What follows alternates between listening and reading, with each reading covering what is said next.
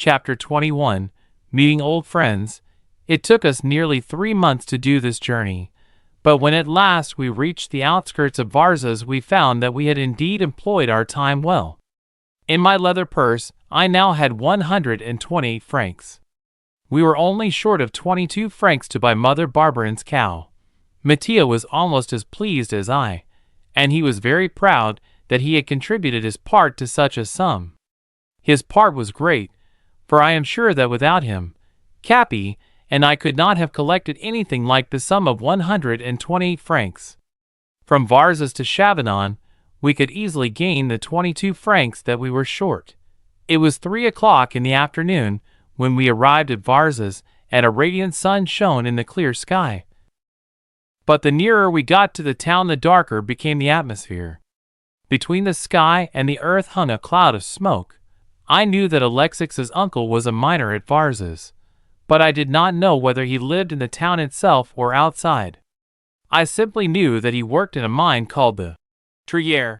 Upon entering the town, I asked where this mine was situated, and I was directed to the left bank of the river Devon, in a little dale, traversed by a ravine, after which the mine had been named. This dale is as unattractive as the town. At the office they told us where Uncle Gaspard, Alexis's uncle, lived. It was in a winding street, which led from the hill to the river, at a little distance from the mine. When we reached the house, a woman who was leaning up against the door talking to 2 or 3 neighbors told me that Gaspard, the miner, would not be back until 6 o'clock. "What do you want of him?" she asked. "I want to see Alexis, his nephew." "Oh, you're Rémi?" she said. "Alexis has spoken of you. He's been expecting you." "Who's that boy?" She pointed to Mattia. "He's my friend." This woman was Alexis's aunt. I thought she would ask us to go in and rest, for we were very dusty and tired, but she simply repeated that if I would return at 6 o'clock I could see Alexis, who was then at the mine. I had not the heart to ask for what was not offered. I thanked her and went into the town to find a baker, to get something to eat. I was ashamed of this reception, for I felt that Mattia would wonder what it meant. Why should we have tramped so many miles for this? It seemed to me that Mattia would have a poor idea of my friends, and that when I should speak to him of Lise, he would not listen to me with the same interest. And I wanted him very much to like Lise.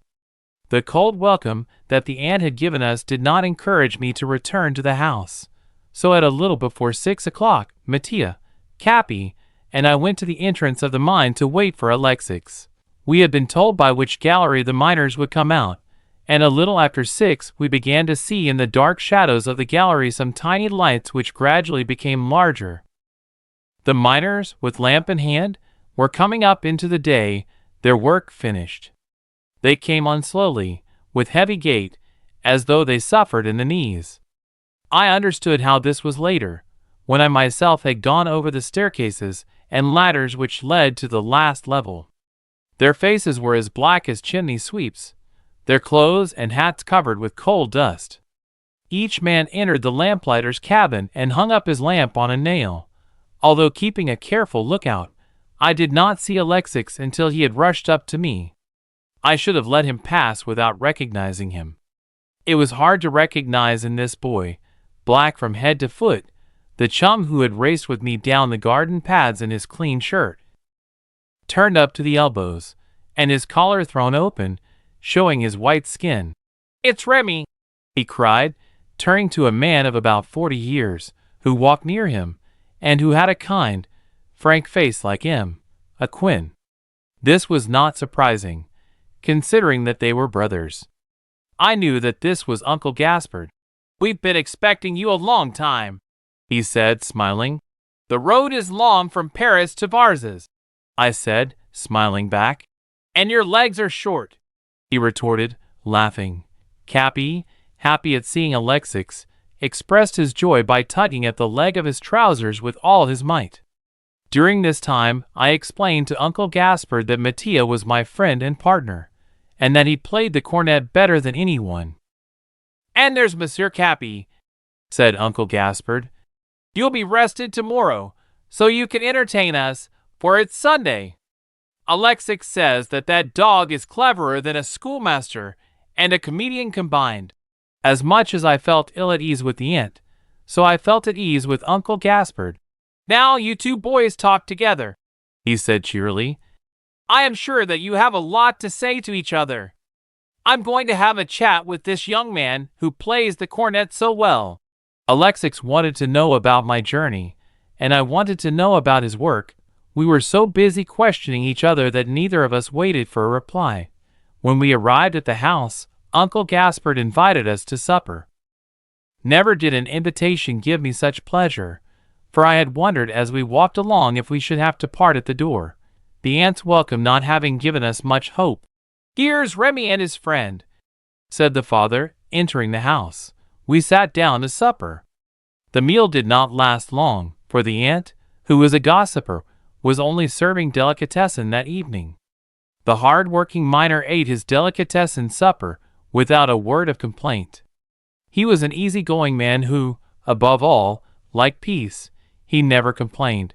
If he had a remark to pass, it was said in a quiet, gentle way. The supper was soon over. Uncle Gaspard told me that I could sleep with Alexis that night, and told Mattia that if he would go with him into the bakehouse, he would make him up a bed there. That evening, and the greater part of the night, Alexis and I spent talking. Everything that Alexis told me excited me strangely. I had always wanted to go down in a mine, but when I spoke of it the next day to Uncle Gaspard, he told me that he could not possibly take me down, as only those who worked in the colliery were permitted to enter. "If you want to be a miner," he said, "it will be easy. It's not worse than any other job. It's better than being a singer on the streets. You can stay here with Alexis. We'll get a job for Mattia also, but not in playing the cornet. Oh no!" I had no intention of staying at Varza's. There was something else I had set myself to do. I was about to leave the town without my curiosity being satisfied when circumstances came about in which I learned, in all their horror, the dangers to which the miners are exposed. On the day that I was to leave Varza's, a large block of coal fell on Alexis's hand and almost crushed his finger. For several days, he was obliged to give the hand complete rest. Uncle Gaspard was in despair, for now he had no one to push his car, and he was afraid that he also would be obliged to stay at home, and he could ill afford to do this. "Why can't I take his place?" I asked, when he returned home after hunting in vain for a boy. "I was afraid the car would be too heavy for you, my boy," he said. "But if you'd be willing to try, you'd help me a mighty lot. It is hard to find a boy for a few days only, and while you are down in the mine, I'll go off with Cappy and earn the rest of the money for the cow," cried Mattia. The 3 months that we had lived together in the open air had completely changed Mattia. He was no longer the poor, pale boy whom I had found leaning up against the church. Much less was he the monster whom I had seen for the first time in Garofoli's attic, looking after the soup, and from time to time clasping his hands over his poor aching head. Mattia never had a headache now. He was never unhappy, neither was he thin or sad. The beautiful sun and the fresh air had given him health and spirits. On our tramps he was always laughing and in a good humor, seeing the best side of everything, amused at anything, happy at nothing. How lonely I would have been without him! We were so utterly different in character. Perhaps that was why we got on so well together. He had a sweet, sunny disposition, a little careless, and with a delightful way of overcoming difficulties. We might well have quarreled when I was teaching him to read and giving his lessons in music, for I had not the patience of a schoolmaster. I was often unjust to him, but never once did he show signs of anger. It was understood that while I was down in the mine, Mattia and Cappy were to go off into the suburbs and give musical and dramatic performances, and thereby increase our fortune. Cappy, to whom I explained this arrangement, appeared to understand and accordingly barked approval. The next day, following close in Uncle Gaspard's footsteps, I went down into the deep, dark mine. He bade me be very cautious, but there was no need for his warning. It is not without a certain fear and anxiety that one leaves the light of day to enter into the bowels of the earth. When far down the gallery I instinctively looked back, but the daylight at the end of the long black tube looked like a white globe, like the moon in a dark, starless sky. Soon the big, black pit yawned before us. Down below I could see the swaying lamps of other miners as they descended the ladder. We reached the stall where Uncle Gaspard worked on the second level. All those employed in pushing the cars were young boys, with the exception of one whom they called Professor. He was an old man who, in his younger days, had worked as a carpenter in the mine, but through an accident, which had crushed his fingers, had been obliged to give up his trade. I was soon to learn what it meant to be a miner. Chapter 22. Imprisoned in a mine. A few days later, while pushing my car along the rails, I heard a terrible roaring. The noise came from all sides. My first feeling was one of terror, and I thought only of saving myself. But I had so often been laughed at for my fears that shame made me stay. I wondered if it could be an explosion. Suddenly, hundreds of rats raced past me, fleeing like a regiment of cavalry. Then I heard a strange sound against the earth and the walls of the gallery, and the noise of running water. I raced back to Uncle Gaspard. "Water's coming into the mine!" I cried. "Don't be silly. Oh, listen!" There was something in my manner that forced Uncle Gaspard to stop his work and listen. The noise was now louder and more sinister. "Race for your life! The mine's flooded!" he shouted. "Professor! Professor!" I screamed. We rushed down the gallery. The old man joined us. The water was rising rapidly. "You go first," said the old man when we reached the ladder. We were not in a position to show politeness. Uncle Gaspard went first, I followed, then came the professor. Before we had reached the top of the ladder, a rush of water fell, extinguishing our lamps. "Hold on!" cried Uncle Gaspard. We clung to the rungs. But some men who were below us were thrown off. The fall of water had turned into a veritable avalanche. We were on the first landing. Water was here also. We had no lights, for our lamps had been put out. "I'm afraid we are lost," said the professor quietly. "Say your prayers, my boy." At this moment 7 or 8 miners with lamps came running in our direction, trying to reach the ladder. The water was now rushing through the mine in a regular torrent, dragging in its mad course pieces of wood, whirling them round like feathers. "We must make for an air shaft, boys," said the professor. "That is the only place where we might find refuge. Give me a lamp." Usually no one took any notice of the old man when he spoke, unless it was to make fun of him, but the strongest man there had lost his nerve, and it was the voice of the old man, whom they had mocked so often, that they were now ready to obey. A lamp was handed to him. He seized it and dragged me along with him, taking the lead. He, more than any man, knew every nook and corner of the mine. The water was up to my waist. The professor led us to the nearest air shaft. 2 miners refused to enter, saying that we were throwing ourselves into a blind alley. They continued along the gallery, and we never saw them again. Then came a deafening noise. A rush of water, a splintering of wood, explosions of compressed air, a dreadful roaring which terrified us. "It's the deluge," shrieked one. "The end of the world! Oh God, have mercy on us!" Hearing the men shrieking their cries of despair, the professor said calmly, but in a voice to which all listened, "Courage, boys! Now, as we are going to stay here for a while, we must get to work. We can't stay long, huddled together like this. Let us scoop out a hollow in the shale, so as to have a place to rest upon." His words calmed the men. With hands and lamb hooks, they began to dig into the soil.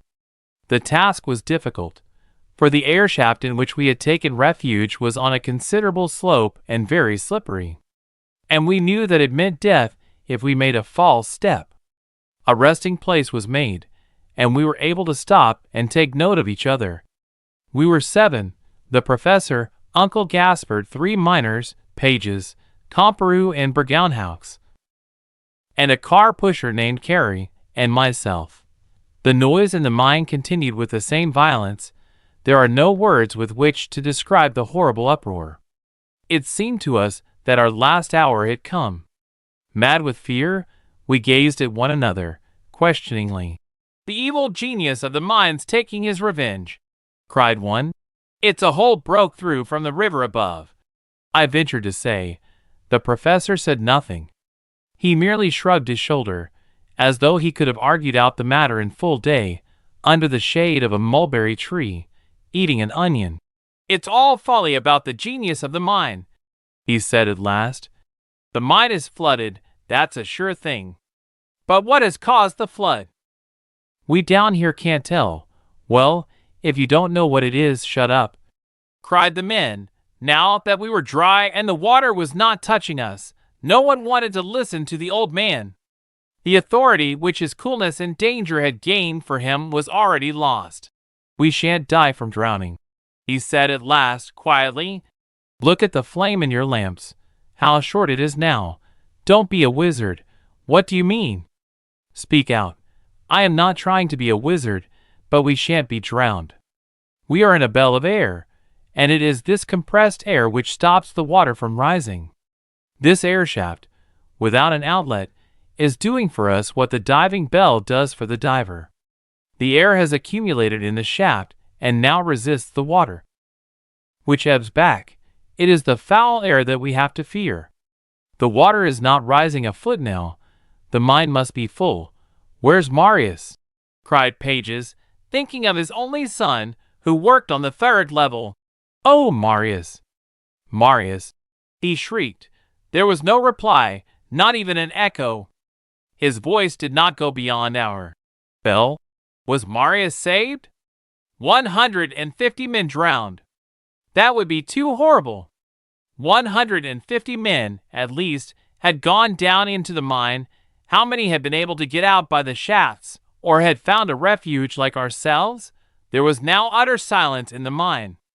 At our feet the water was quite still, not a ripple, not a gurgle. The mine was full. This heavy silence, impenetrable and deathly, was more stupefying than the frightful uproar that we had heard when the water first rushed in.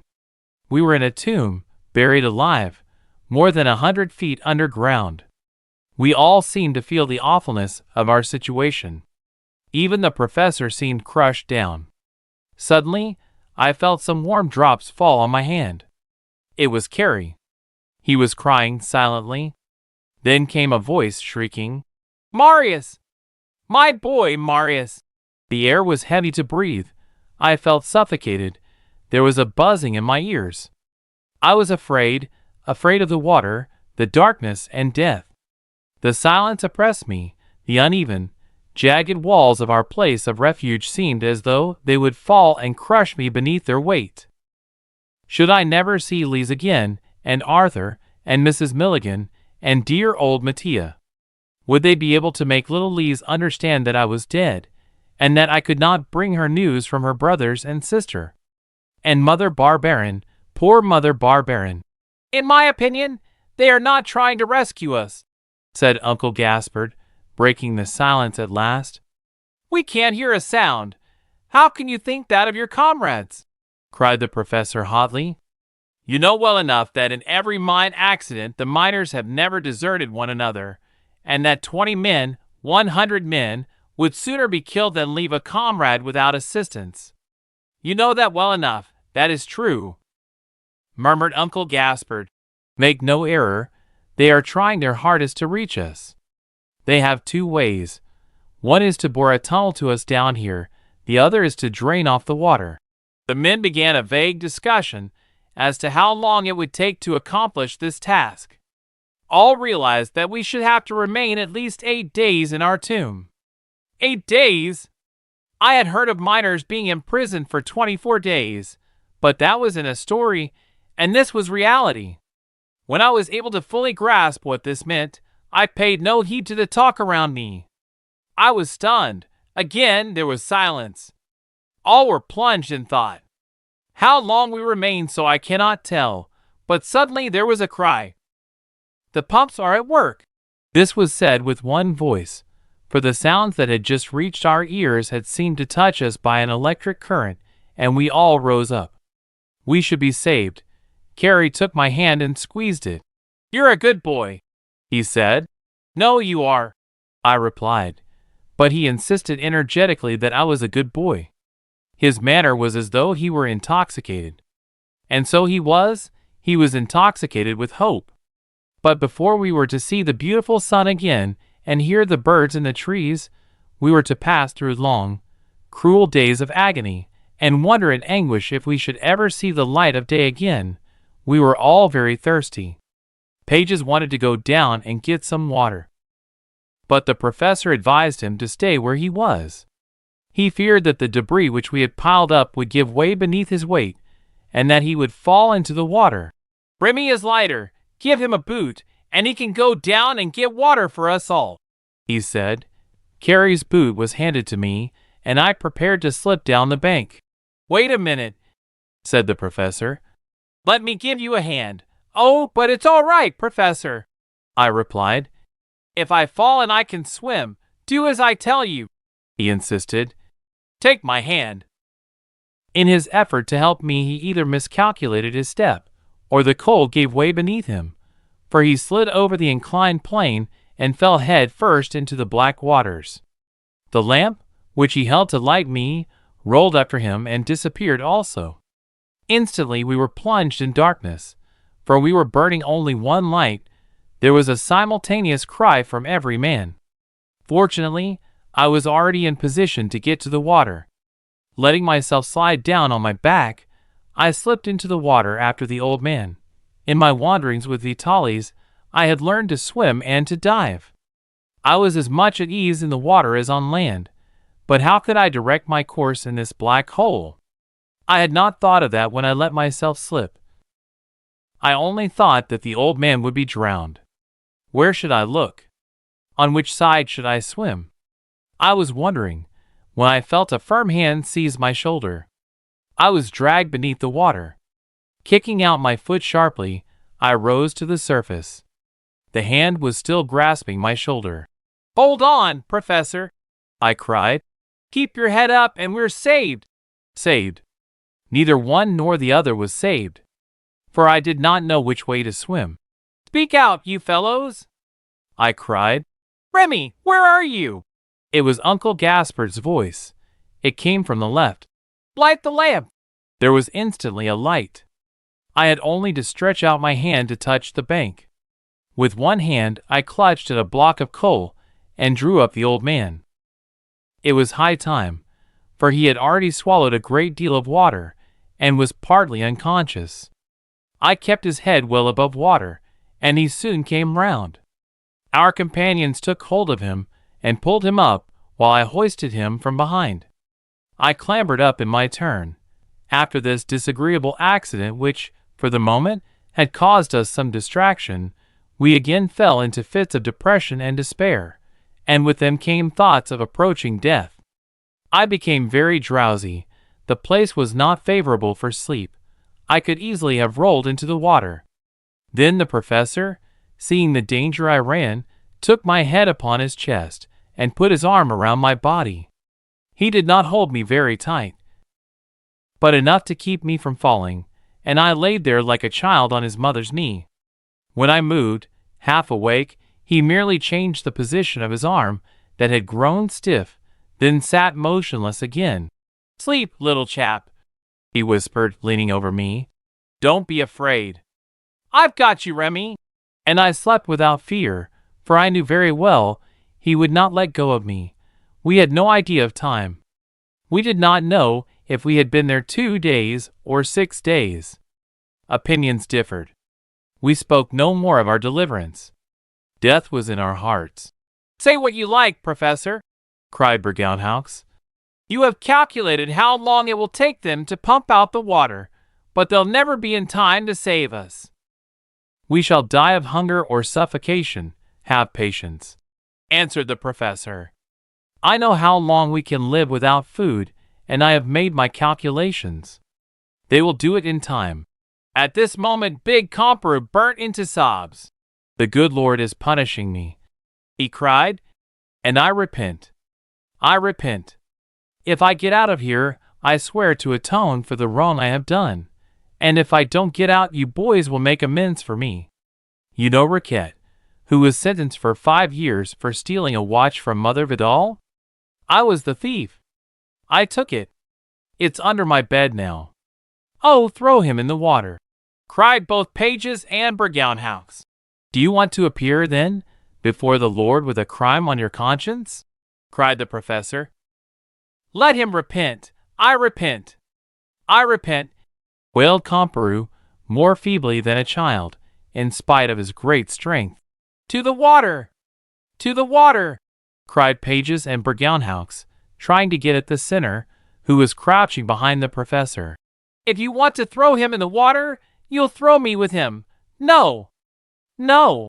Finally, they said they would not push him in the water, but upon one condition: he was to be left in a corner, and no one was to speak to him or to pay any attention to him. Yes, that's what he deserves, said the professor. That's only fair. After the professor's words, which seemed like a judgment condemning Comperu, we all huddled together and got as far away from him as possible, leaving a space between us and the unfortunate man. For several hours, I should think, he sat there, grief-stricken, his lips moving every now and again to say, I repent. I repent. And then Pages and Bergounhouse would cry out, It's too late. It's too late. You repent because you're afraid now. You should have repented 6 months ago, a year ago. He gasped painfully, but still repeated, I repent. I repent. He was in a high fever. All his body shook and his teeth were chattering. I'm thirsty, he said. Give me the boot. There was no more water in the boot. I got up to go and fetch some, but Pages, who had seen me, called to me to stop, and at the same moment Uncle Gaspard pulled me by the arm. We swore we would pay no attention to him, he said. For some minutes Comperu repeated that he was thirsty. Seeing that we would not give him anything to drink, he rose up to go to the water himself. He'll drag down the rubbish, cried Pages.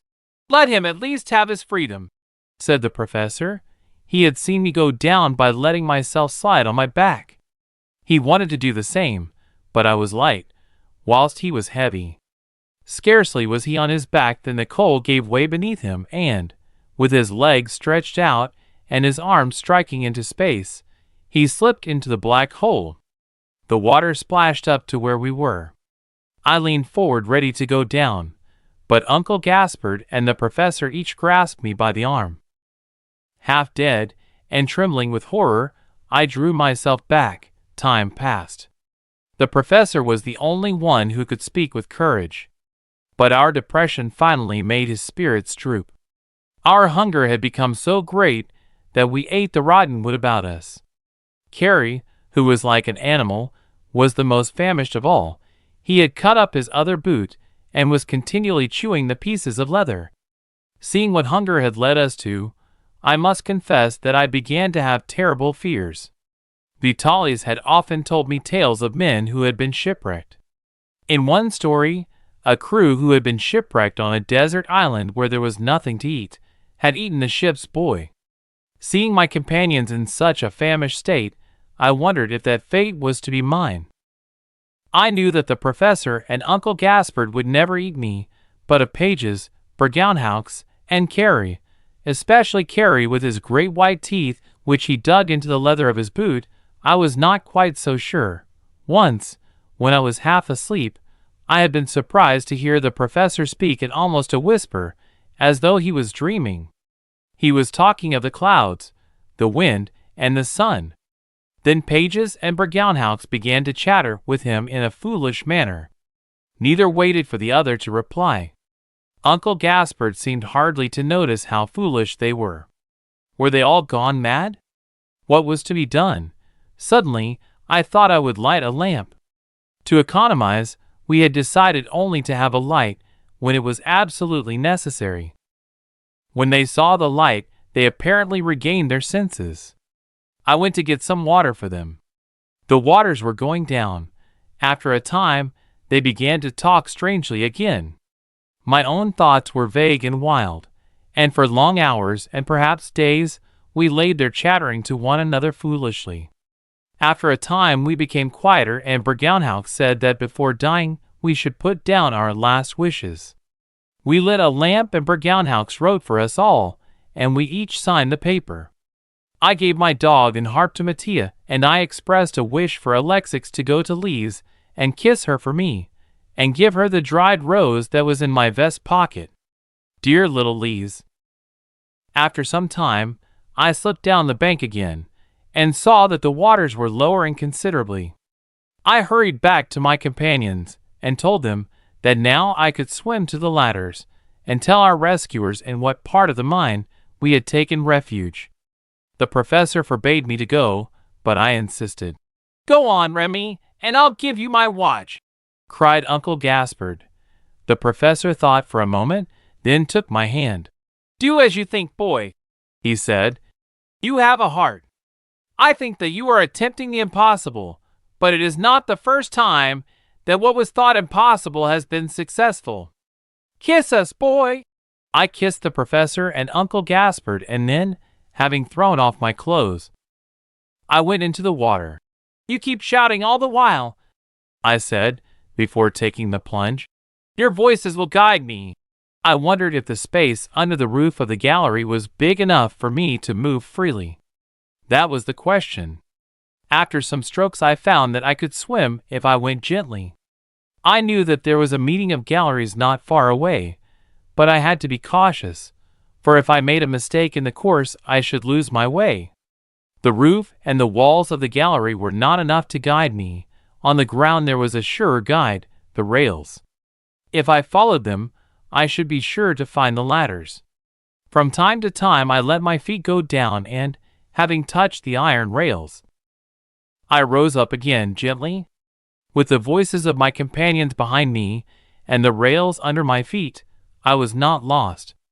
As the voices became less distinct, the noise of the pumps increased. I was advancing. Thank God, I should soon see the light of day. Going straight down the middle of the gallery, I had only to turn to the right to touch the rail. I went on a little farther, then dived again to touch the rail. It was not there. I went from side to side of the gallery, but there was no rail. I had made a mistake.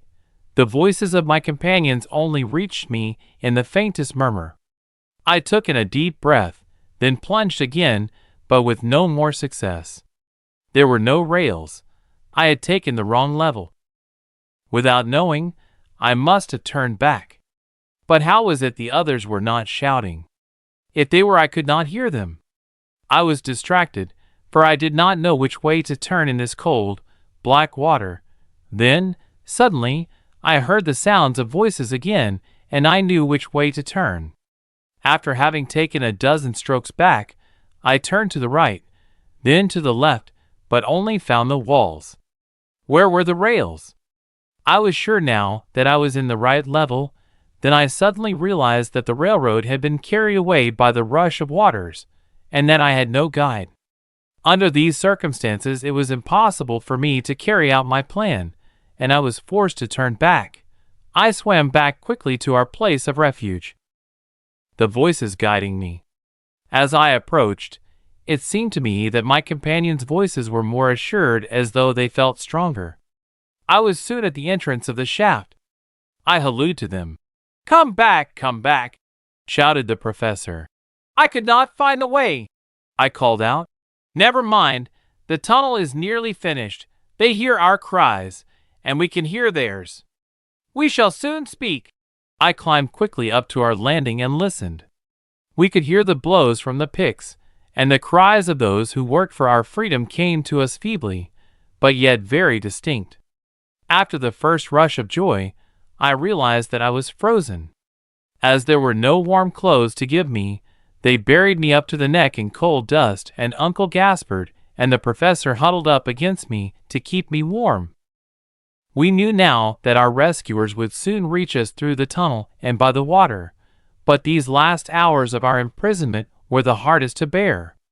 The blows from the picks continued, and the pumping had not stopped for one moment. Strange, the nearer we reached the hour of our deliverance, the weaker we grew. I was lying in the cold dust trembling, but I was not cold. We were unable to speak. Suddenly, there was a noise in the waters of the gallery, and, turning my head, I saw a great light coming towards us. The engineer was at the head of several men. He was the first to climb up to us. He had me in his arms before I could say a word. It was time, for my heart was failing me. Yet I was conscious that I was being carried away, and I was wrapped up in a blanket after our rescuers had waded through the water in the gallery. I closed my eyes. When I opened them again, it was daylight. We were in the open air. At the same time, something jumped on me. It was Cappy. With a bound, he had sprung upon me as I laid in the engineer's arms. He licked my face again and again. Then my hand was taken. I felt a kiss and heard a weak voice murmuring, "Rémi! Oh, Rémi!" It was Mattia. I smiled at him, then I glanced round. A mass of people were crowded together in 2 straight rows, leaving a passage down the center. It was a silent crowd, for they had been requested not to excite us by their cries. But their looks spoke for their lips. In the first row, I seemed to see some white surplices and gilt ornaments which shone in the sun.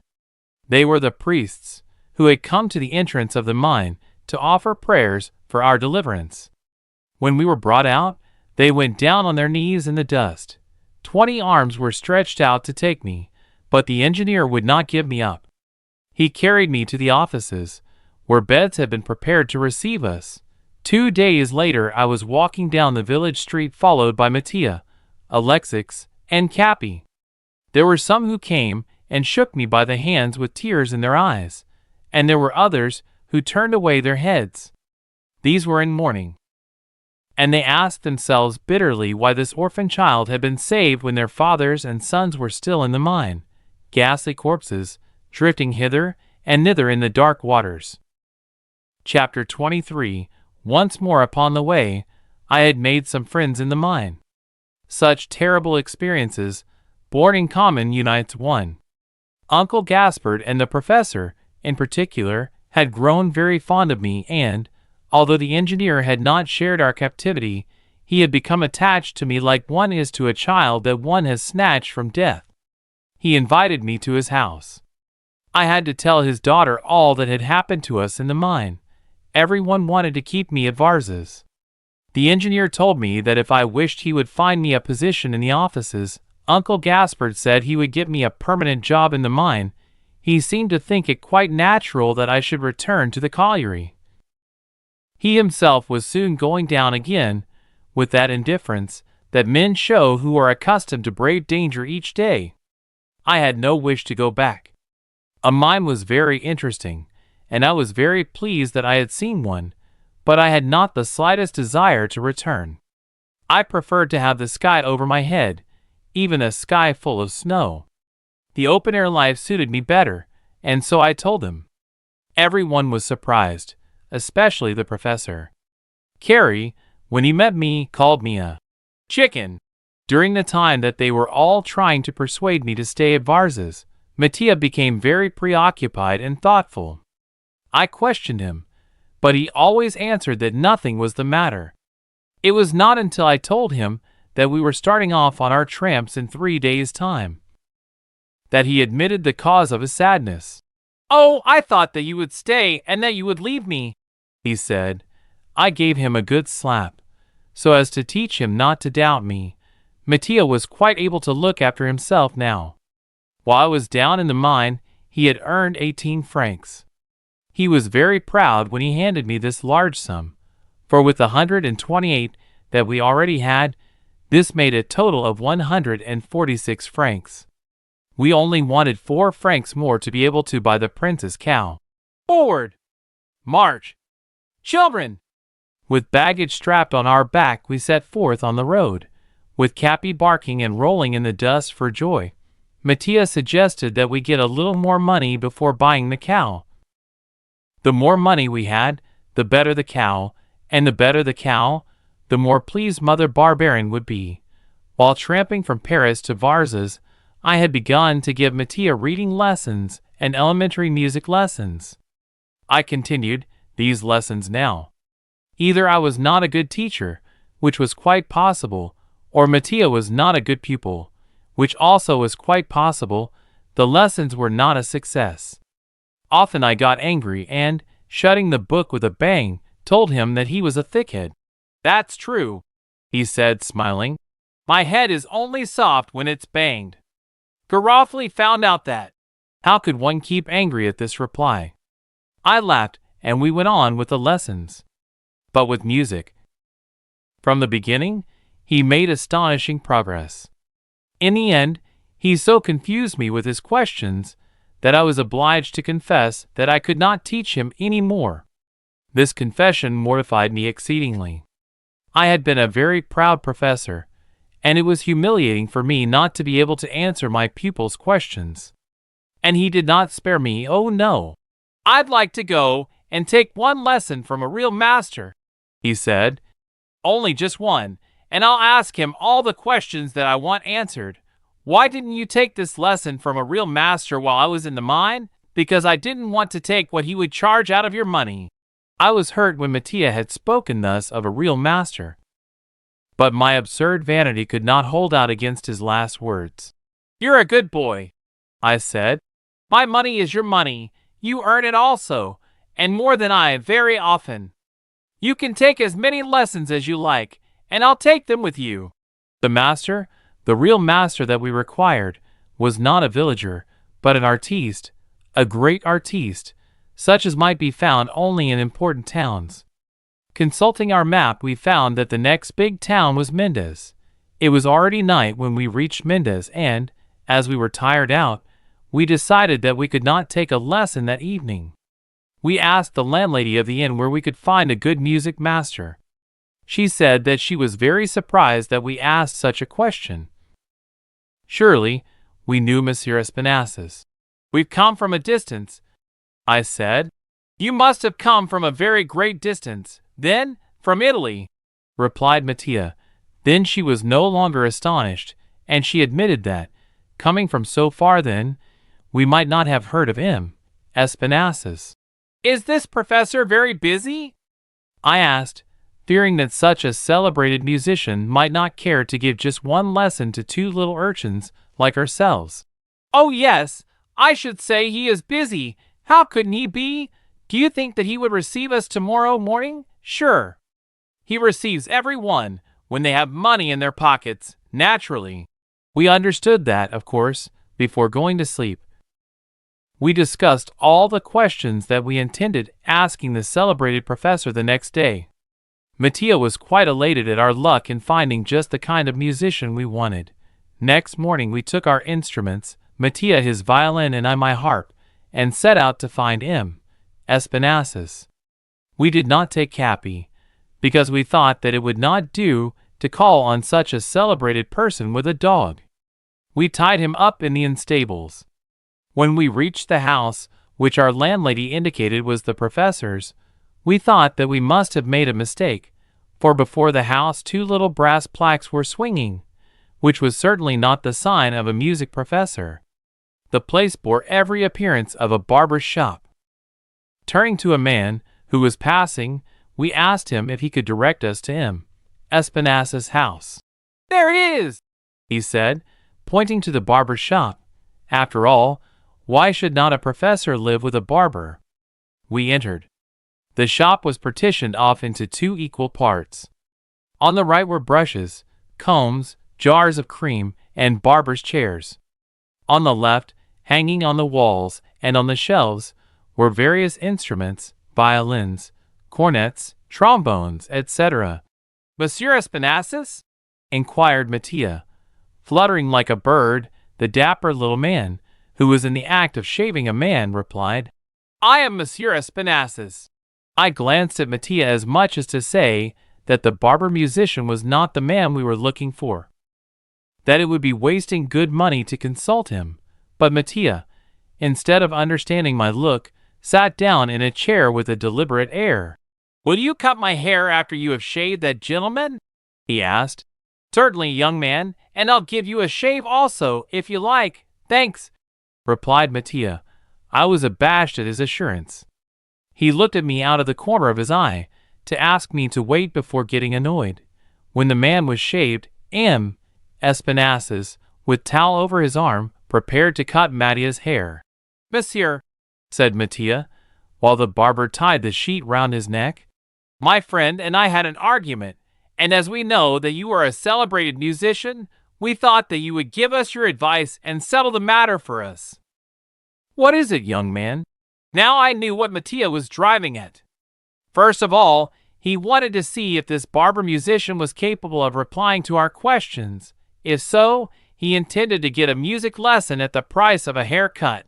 All the while Mattia was having his hair cut, he asked questions. The barber musician was highly amused, but answered each question put to him quickly and with pleasure. When we were ready to leave, he asked Mattia to play something on his violin. Mattia played a piece. "And you don't know a note of music?" cried the barber, clapping his hands, and looking affectionately at Mattia as though he had known and loved him all his life. "It is wonderful."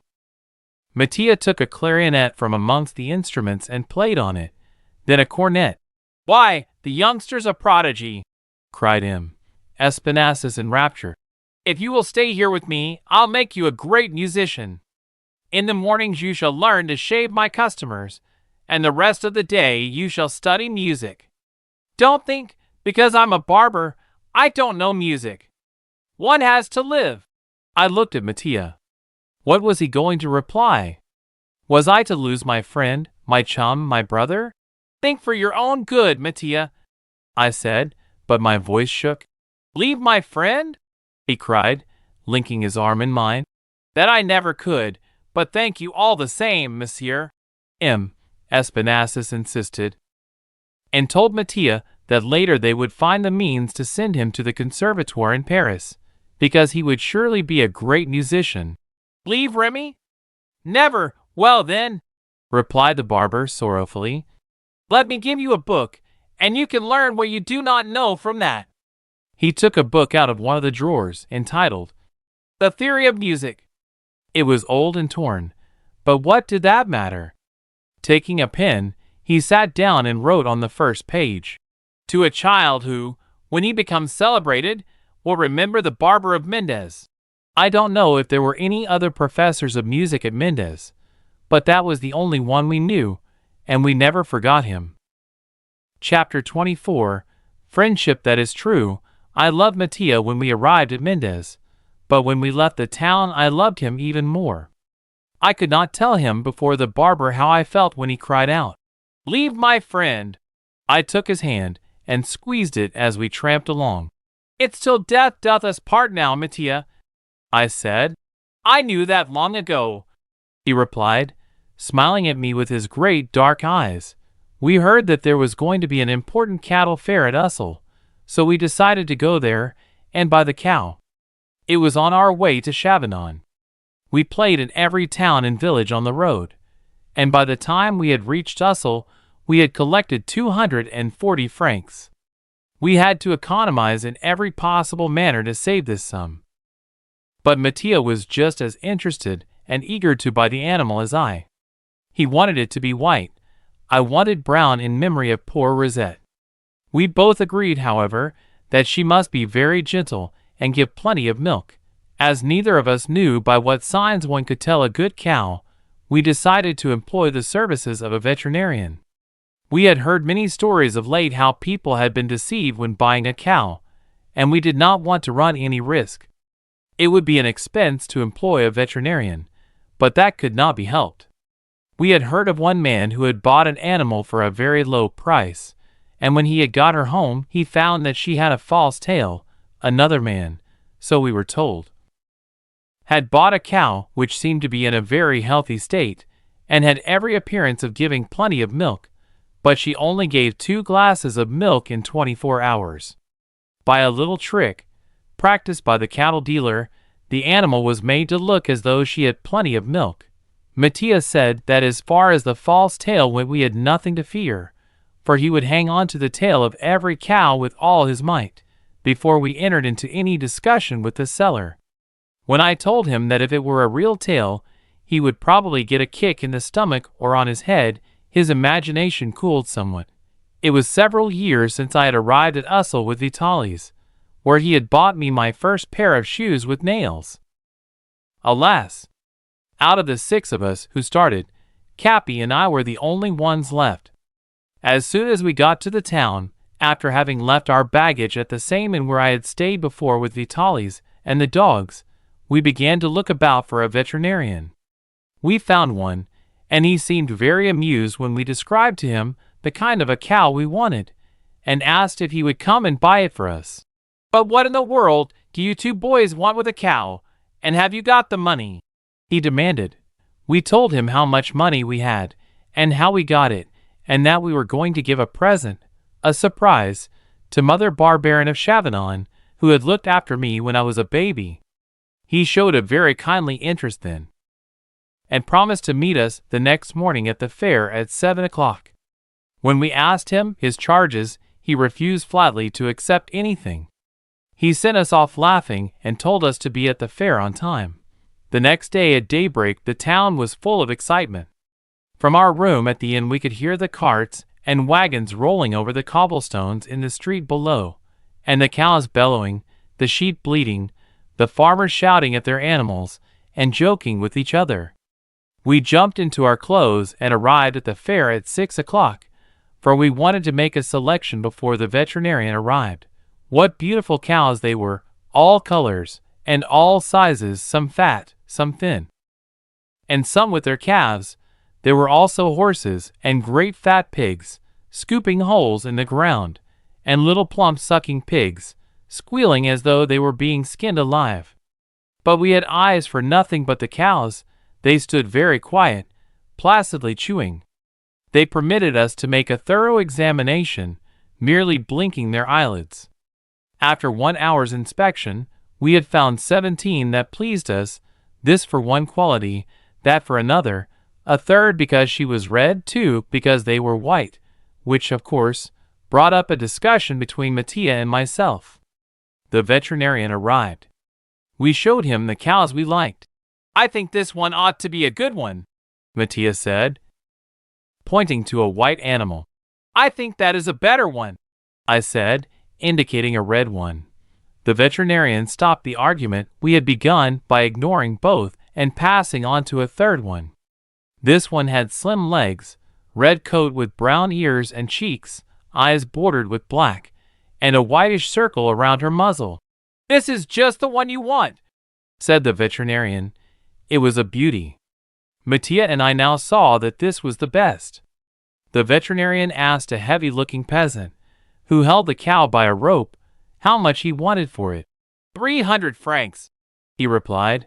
Our mouths dropped. 300 francs. I made a sign to the veterinarian that we must pass on to another. He made another sign that he would drive a bargain. Then a lively discussion commenced between the veterinarian and the peasant. Our bidder went up to 170. The peasant came down to 280. When they reached this sum, the veterinarian began to examine the cow more critically. She had weak legs, her neck was too short, her horns too long, she hadn't any lungs, and her teeth were not well formed. No, she certainly would not give much milk. The peasant said that as we knew so much about cows, he would let us have her for 250 francs, because he felt sure she would be in good hands. Thereupon we began to get scared, for both Mattia and I thought that it must be a poor cow then. "Let us go and see some others," I suggested, touching the veterinarian's arm. Hearing this, the man came down 10 francs. Then, little by little, he came down to 210 francs, but he stopped there. The veterinarian had nudged me and given me to understand that he was not serious in saying what he did about the cow, that it was an excellent animal. But then 210 francs was a large sum for us. During this time Mattia had gone behind her and pulled a long wisp of hair from her tail, and the animal had given him a kick. That decided me. "All right, 210 francs, I said, thinking the matter was settled. I held out my hand to take the rope. "Have you brought a halter?" asked the man. "I'm selling my cow, not the halter." He said that, as we were friends, he would let me have the halter for 60 sous. We needed a halter, so I parted with the 60 sous, calculating that we should now have but 20 sous left. I counted out the 213 francs. Then again I stretched out my hand. "Have you got a rope?" inquired the man. "I've sold you the halter, but I haven't sold you the rope." The rope cost us our last 20 sous.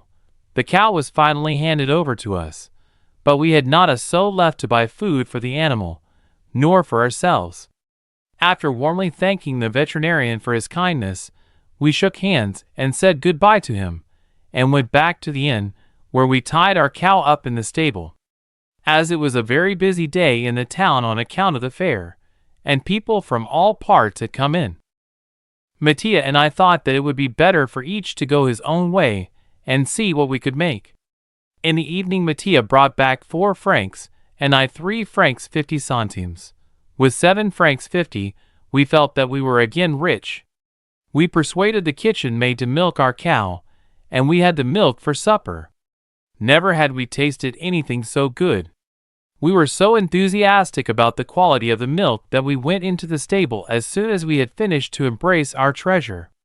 The cow evidently appreciated this caress, for she licked our faces to show her appreciation.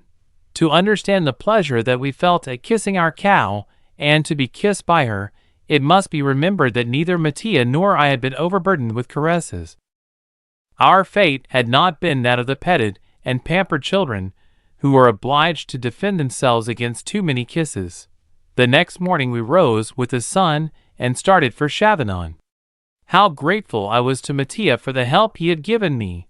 Without him, I never could have collected such a big sum.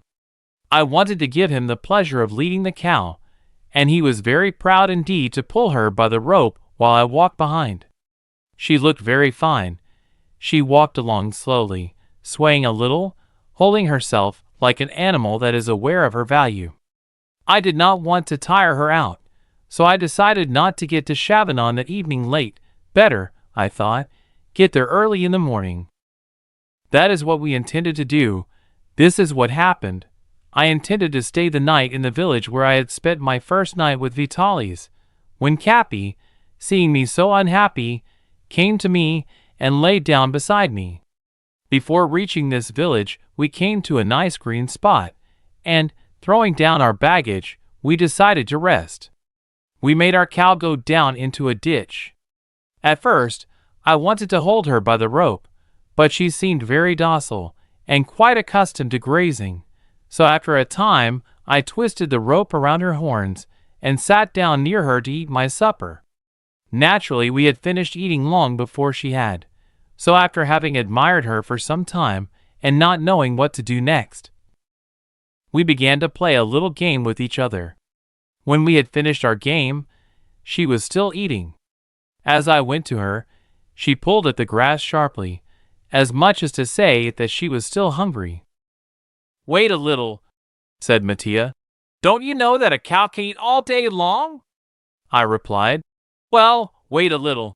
We got our baggage and instruments together, but still she would not stop eating. "I'll play her a piece on the cornet," said Mattia, who found it difficult to keep still. "There was a cow at Gassett's circus, and she liked music." He commenced to play a lively march. At the first note the cow lifted up her head, then suddenly, before I could throw myself at her horns to catch hold of the rope, she had gone off at a gallop. We raced after her as fast as we could, calling to her to stop. I shouted to Capi to stop her. Now one cannot be endowed with every talent. A cattle driver's dog would have jumped at her nose. But Capi was a genius, so he jumped at her legs. Naturally, this made her run faster. She raced back to the last village we had passed through. As the road was straight, we could see her in the distance, and we saw several people blocking our way and trying to catch hold of her. We slackened our speed, for we knew now that we should not lose her. All we should have to do would be to claim her from the good people who had stopped her going farther. There was quite a crowd gathered round her when we arrived on the scene, and instead of giving her up to us at once, as we expected they would, they asked us how we got the animal and where we got her. They insisted that we had stolen her, and that she was running back to her owner. They declared that we ought to go to prison until the truth could be discovered. At the very mention of the word prison, I turned pale and began to stammer. I was breathless from my race and could not utter a word. At this moment a policeman arrived, and, in a few words, the whole affair was explained to him. As it did not seem at all clear, he decided to take possession of the cow and have us locked up until we could prove that it belonged to us. The whole village seemed to be in the procession which ran behind us up to the town hall, which was also the station house. The mob pushed us and sneered at us and called us the most horrible names, and I do believe that if the officer had not defended us, they would have lynched us as though we were criminals of the deepest dye. The man who had charge of the town hall, and who was also jailer and sheriff, did not want to admit us. I thought, what a kind man. However, the policeman insisted that we be locked up, and the jailer finally turned the big key in a double-locked door and pushed us into the prison. Then I saw why he had made some difficulty about receiving us. He had put his provision of onions to dry in this prison, and they were strewn out on every bench. He heaped them all together in a corner. We were searched, our money, matches, and knives taken from us. Then we were locked up for the night. "I wish you'd give me a good slap," said Mattia miserably, when we were alone. "Box my ears or do something to me. I was as big a fool as you to let you play the cornet to a cow." I replied. "Oh, I feel so bad about it," he said brokenly. "Our poor cow, the prince's cow." He began to cry. Then I tried to console him by telling him that our situation was not very serious. We would prove that we bought the cow. We would send to Ussel for the veterinarian. He would be a witness. "But if they say we stole the money to buy it," he said, "we can't prove that we earned it. And when one is unfortunate, they always think you're guilty." That was true. "And who'll feed her?" went on Mattia dismally. "Oh dear, I did hope that they would feed our poor cow." "And what are we going to say when they question us in the morning?" asked Mattia. "Tell them the truth, and then they'll hand you over to Barbarin, or if Mother Barbarin is alone at her place, and they question her to see if we are lying, we can't give her a surprise. Oh dear, you've been away from Mother Barbarin for a long time. How do you know if she isn't dead?" This terrible thought had never occurred to me, and yet poor Vitalis had died. How was it I had not thought that I might lose her? "Why didn't you say that before?" I demanded. "Because when I'm happy I don't have those ideas. I have been so happy at the thought of offering your cow to Mother Barbarin, and thinking how pleased she'd be, I never thought before that she might be dead." It must have been the influence of this dismal room, for we could only see the darkest side of everything.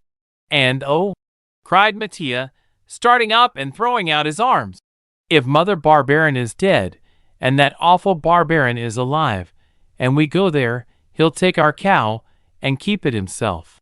It was late in the afternoon when the door was thrown open, and an old gentleman with white hair came into our prison.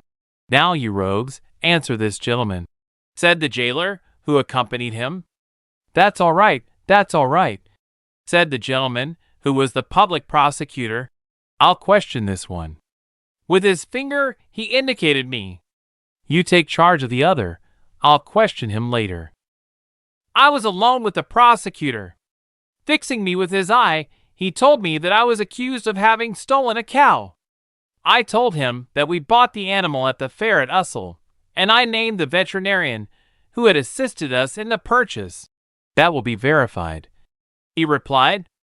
"And now what made you buy that cow?" I told him that I was offering it as a token of affection to my foster mother. "Her name?" he demanded. "Madame Barbarin of Chavanon." I replied. The wife of a mason who met with a serious accident in Paris a few years ago. I know her.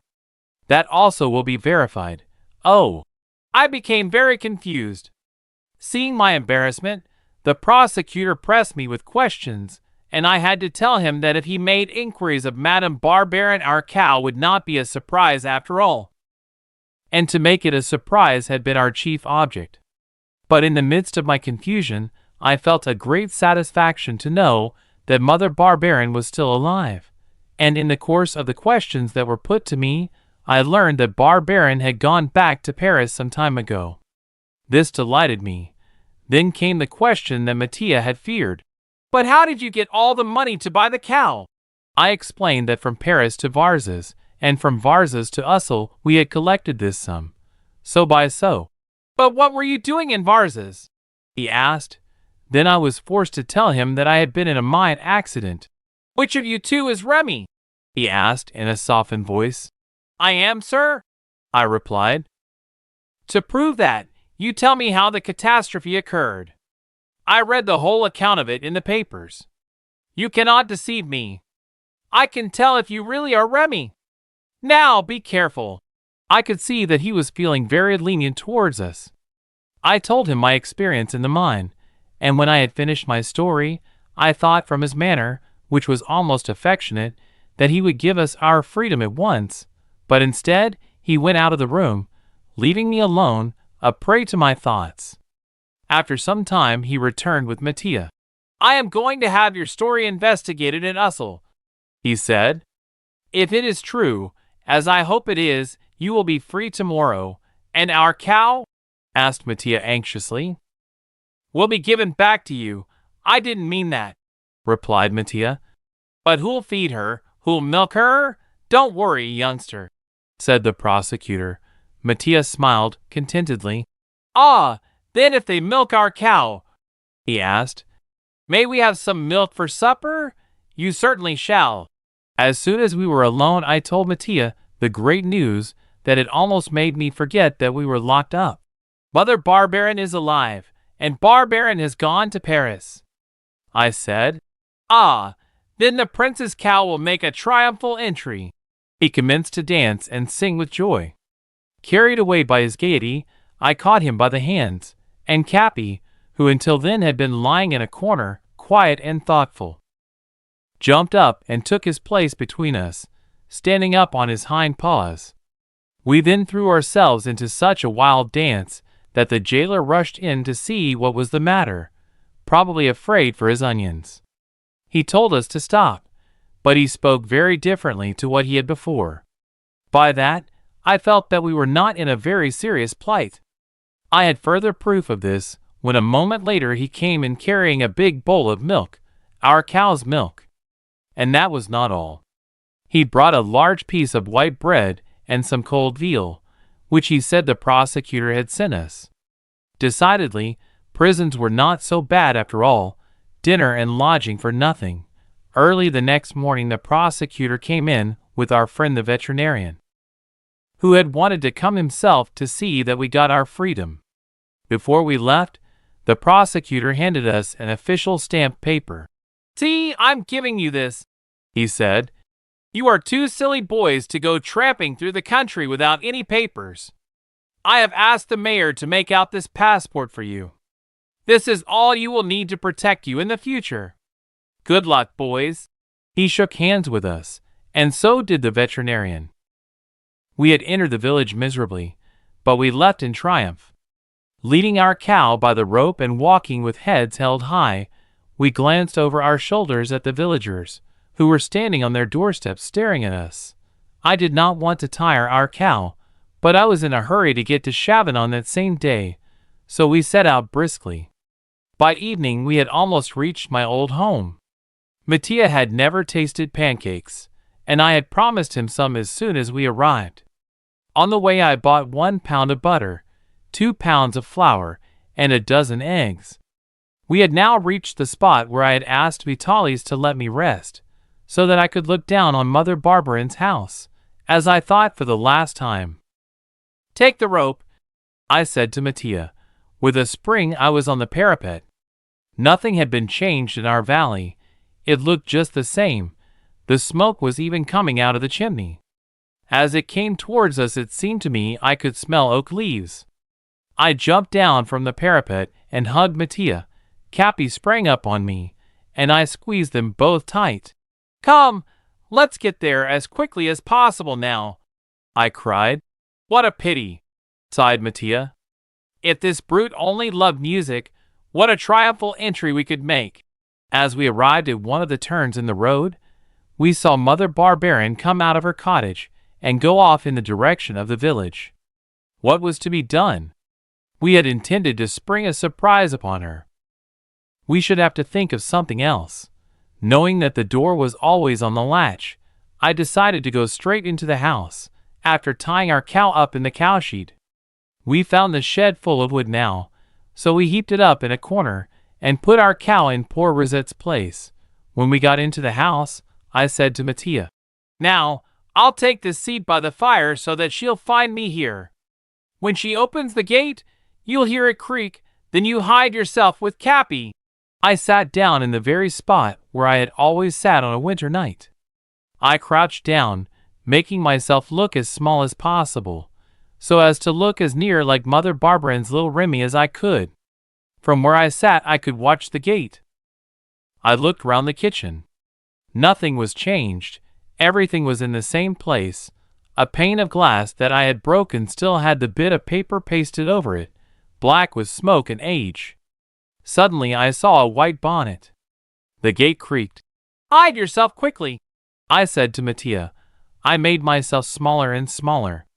The door opened and Mother Barbarian came in. She stared at me. "Who is there?" she asked. I looked at her without answering. She stared back at me. Suddenly, she began to tremble. "Oh Lord, is it my Rémi?" she murmured. I jumped up and caught her in my arms. "Mama, my boy! My boy!" was all that she could say, as she laid her head on my shoulder. Some minutes passed before we had controlled our emotion. I wiped away her tears. "Why, how you've grown, my boy!" she cried, holding me at arm's length. "You're so big and so strong! Oh, my Rémi!" A stifled snort reminded me that Mattia was under the bed. I called him. He crept out. "This is Mattia," I said. "My brother. Oh, then you've found your parents?" she cried. "No, he's my chum, but just like a brother. And this is Cappy," I added, after she had greeted Mattia. "Come and salute your master's mother, Capitano." Cappy got on his hind paws and bowed gravely to Mother Barbarian. She laughed heartily. Her tears had quite vanished. Mattia made me a sign to spring our surprise. "Let's go and see how the garden looks," I said. "I have kept your bit just as you arranged it," she said, "for I knew that someday you would come back. Did you get my Jerusalem artichokes? Ah, you planted them to surprise me. You always like to give surprises, my boy." The moment had come. "Is the cowshed just the same since poor Rosette went?" I asked. "Oh no, I keep my wood there now." We had reached the shed by this time. I pushed open the door, and at once our cow, who was hungry, began to bellow. "A cow! A cow in my cowshed!"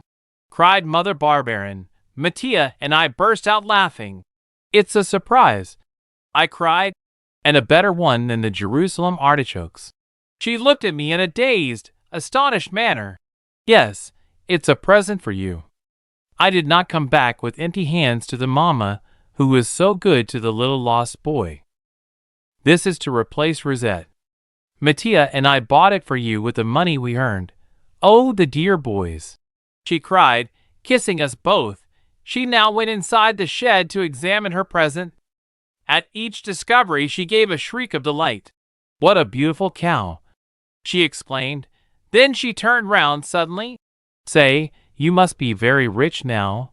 "I should say so," laughed Mattia. "We've got 58 sous left." I ran to the house to fetch the milk pail, and while in the house I arranged the butter, eggs, and flour in a display on the table, then ran back to the shed. How delighted she was when she had a pail 3/4 full of beautiful frothy milk. There was another burst of delight when she saw the things on the table ready for pancakes, which I told her we were dying to have. You must have known that Barbarin was in Paris then, she said. I explained to her how I had learned so. I will tell you why he is gone, she said, looking at me significantly. Let's have the pancakes first, I said. Don't let's talk about him. I have not forgotten how he sold me for 40 francs, and it was my fear of him, the fear that he would sell me again, that kept me from writing to tell you news of myself. Oh boy, I thought that was why, she said. But you mustn't speak unkindly of Barbarin. Well, let's have the pancakes now, I said, hugging her. We all set briskly to prepare the ingredients, and before long Mattia and I were cramming pancakes down our throats. Mattia declared that he had never tasted anything so fine. As soon as we had finished one, we held out our plates for another, and Cappy came in for his share. Mother Barbarin was scandalized that we should give a dog pancakes, but we explained to her that he was the chief actor in our company and a genius, and that he was treated by us with every consideration.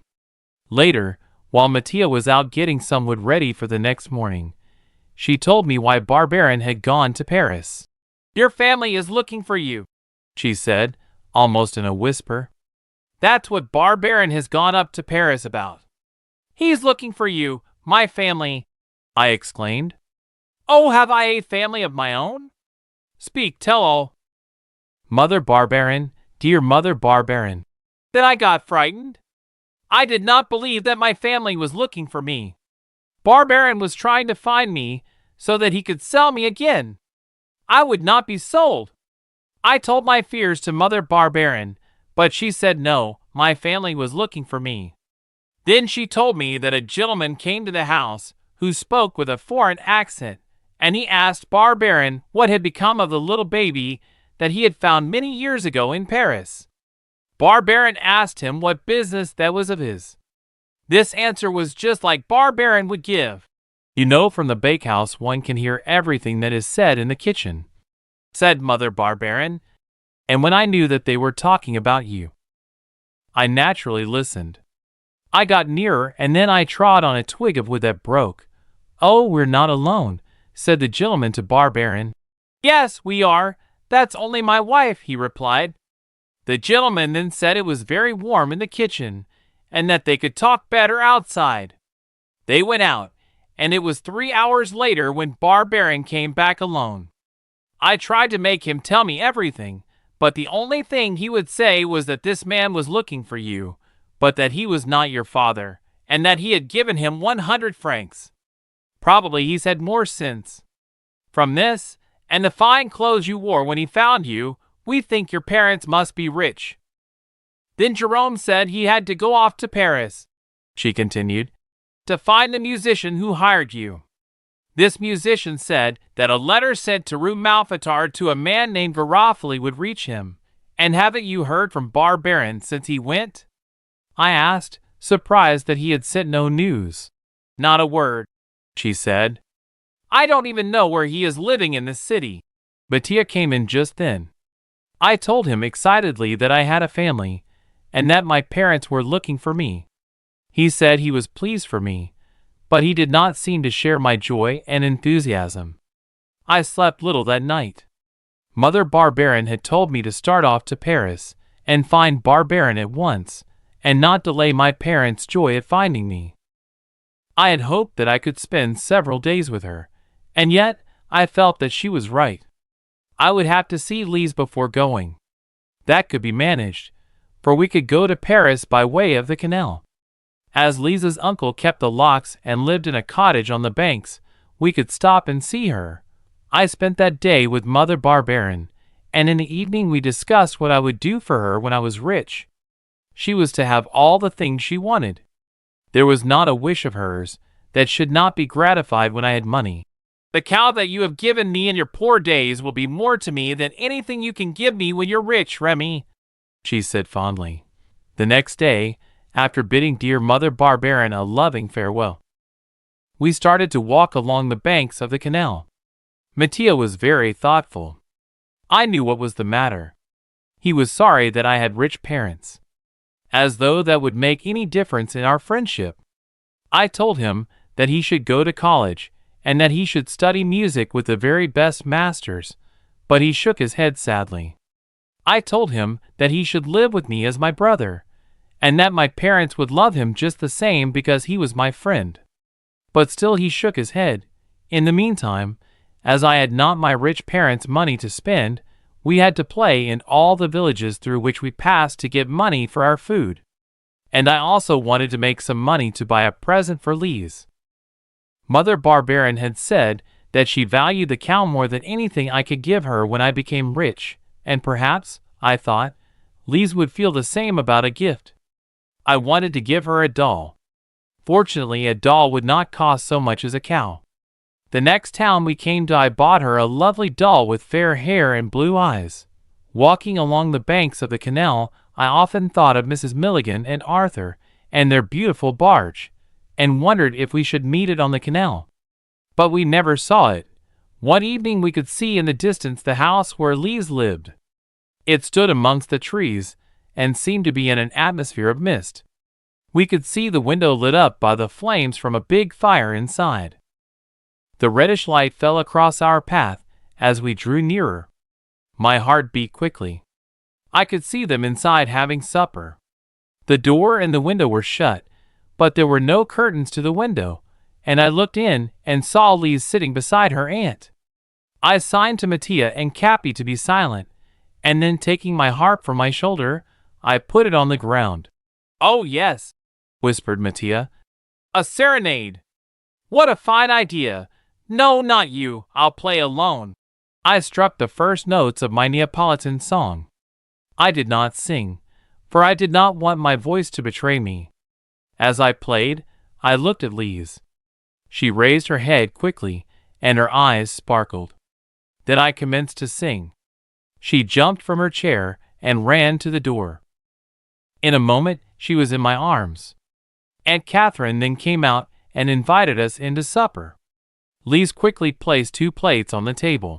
"If you don't mind," I said, "will you put a third? We have a little friend with us." And I pulled out the doll from my bag and placed her in the chair next to Lise. The look that she gave me I shall never forget. Chapter 25. Mother, brothers, and sisters. If I had not been in a hurry to get to Paris, I should have stayed a long time with Lise. We had so much to say to each other, and could say so little in the language that we used. She told me with signs how good her uncle and aunt had been to her, and what beautiful rides she had in the barges, and I told her how I had nearly perished in the mine where Alexix worked, and that my family were looking for me. That was the reason that I was hurrying to Paris, and that was why it had been impossible for me to go and see Etiennette. Naturally, most of the talk was about my family, my rich family, and all I would do when I had money. I would make her father, brothers, sisters, and above all herself, happy. Lise, unlike Mattia, was delighted. She quite believed that if one had money one ought to be very happy, because would not her father have been happy if he had only had the money to pay his debts? We took long walks, all 3 of us, Lise, Mattia, and I, accompanied by the doll and Cappy. I was very happy those few days. In the evening we sat in front of the house, when it was not too damp, and before the fireplace, when the mist was thick. I played the harp and Mattia played his violin or cornet. Lise preferred the harp, which made me very proud. When the time came, and we had to separate and go to bed, I played and sang her my Neapolitan song. Yet we had to part and go on our way. I told her that I would come back for her soon. My last words to her were, "I'll come and fetch you in a carriage drawn by 4 horses." And she quite believed me, and she made a motion as though she were cracking a whip to urge on the horses. She also, the same as I, could see my riches and my horses and carriages. I was so eager to get to Paris now that if it had not been for Mattia, I would have stopped only to collect what was absolutely necessary for our food. We had no cow to buy now nor doll. It was not for me to take money to my rich parents. "Let us get all we can," said Mattia, forcing me to take my harp, "for we don't know if we shall find Barbarin at once." "One would think that you had forgotten that night when you were dying of hunger." "Oh, I haven't," I said lightly, "but we're sure to find him at once." "You wait." "Yes, but I have not forgotten how I leaned up against the church that day when you found me." "Ah, I don't want to be hungry in Paris. We'll dine all the better when we get to my parents'," I replied. "Well, let's work just as though we are buying another cow," urged Mattia. This was very wise advice, but I must admit that I did not sing with the same spirit. To get the money to buy a cow for Mother Barbarin or a doll for Lise was quite a different matter. "How lazy you'll be when you're rich," said Mattia. The nearer we got to Paris, the gayer I became, and the more melancholy grew Mattia. As I had assured him that we should not be parted, I wondered why he should be sad now. Finally, when we reached the gates of Paris, he told me how great was his fear of Garofoli, and that if he saw him, he knew that he would take him again. "You know how afraid you are of Barbarin, so you can imagine how I fear Garofoli. If he's out of prison, he'll be sure to catch me. Oh, my poor head, how he used to bang it. And then he will part us. Of course, he'd like to have you as one of his pupils, but he could not force you to stay, but he has a right to me. He's my uncle." I had not thought of Garofoli. I arranged with Mattia that I should go to the various places that Mother Barbarin had mentioned as to where I might find Barbarin. Then I would go to the Rue Malfitard, and after that he should meet me at 7 o'clock outside the Notre Dame Cathedral. We parted as though we were never going to meet again. Mattia went in one direction, I in another. I had written down on paper the names of the places where Barbarin had lived before. I went first to one place, then to another. At one lodging house, they told me that he had lived there 4 years ago, but that he had not been there since. The landlord told me that he'd like to catch the rogue, for he owed him 1 week's rent. I grew very despondent. There was only one place left for me to inquire. That was at a restaurant. The man who kept the place said that he had not seen him for a very long time. But one of the customers sitting eating at a table called out that he had been living at the Hotel du Cantal of late. Before going to the Hotel du Cantal, I went to Garofoli's place to see if I could find out something about him so that I could take back some news to poor Mattia. When I reached the yard, I saw, as on my first visit, the same old man hanging up dirty rags outside the door. "Has Garofoli returned?" I asked. The old man looked at me without replying, then began to cough. I could see that he would not tell me anything unless I let him know that I knew all about Garofoli. "You don't mean to say he is still in prison?" I exclaimed. "Why, I thought he got out long ago." "No, he's got another 3 months yet." Garofoli 3 more months in prison! Mattia could breathe. I left the horrible yard as quickly as possible and hurried off to the Hotel du Cantal. I was full of hope and joy and quite disposed to think kindly of Barbarin. If it had not been for Barbarin, I might have died of cold and hunger when I was a baby. It was true, he had taken me from Mother Barbarin to sell me to a stranger, but then he had no liking for me, and perhaps he was forced to do it for the money. After all, it was through him that I was finding my parents.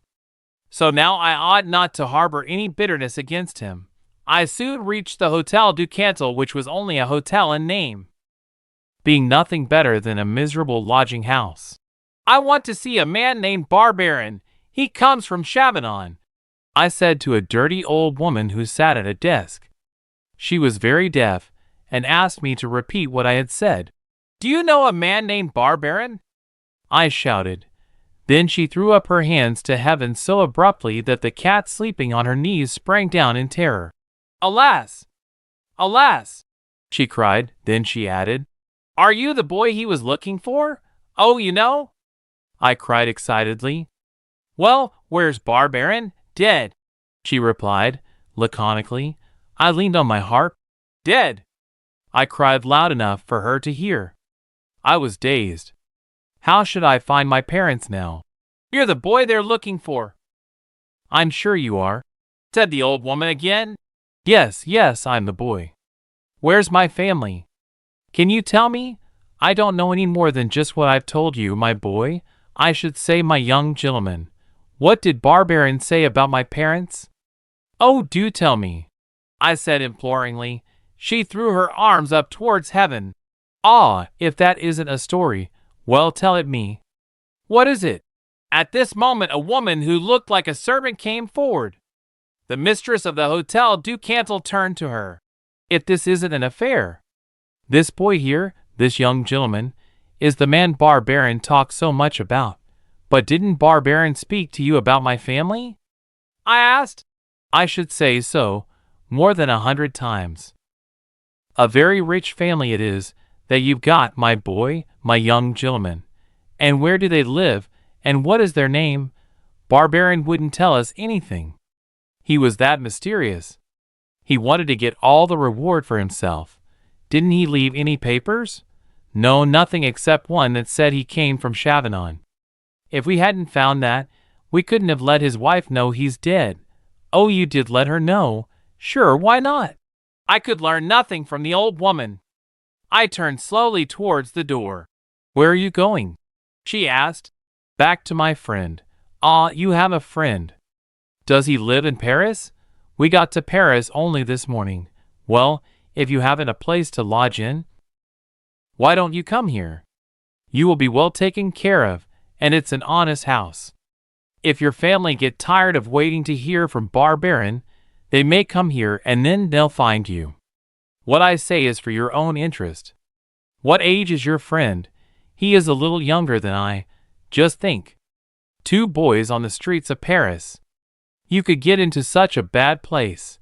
Now this is real respectable on account of the locality. The Hotel du Cantal was one of the dirtiest lodging houses that I had ever seen, and I had seen some pretty dirty ones. But what the old woman said was worth considering. Besides, we could not be particular. I had not found my family in their beautiful Paris mansion yet. Mattia had been right to want to get all the money we could on our way to the city. What should we have done if we had not our 17 francs in our pockets? How much will you charge for a room for my friend and myself? I asked. 10 cents a day. That's not much. Well, we'll come back tonight. Come back early. Paris is a bad place at night for boys, she called after me. Night was falling. The street lamps were lit. I had a long way to walk to the cathedral, where I was to meet Mattia. All my high spirits had vanished. I was very tired, and all around me seemed gloomy. In this great Paris full of light and noise, I felt so utterly alone. Would I ever find my own people? Was I ever to see my real mother and my real father? When I reached the cathedral, I had still 20 minutes to wait for Mattia. I felt this night that I needed his friendship more than ever. What a comfort it was to think that I was going to see him so gay, so kind, such a friend. A little before 7 I heard a quirk hark, then out of the shadows jumped Cappy. He sprang onto my knees and licked me with his soft wet tongue.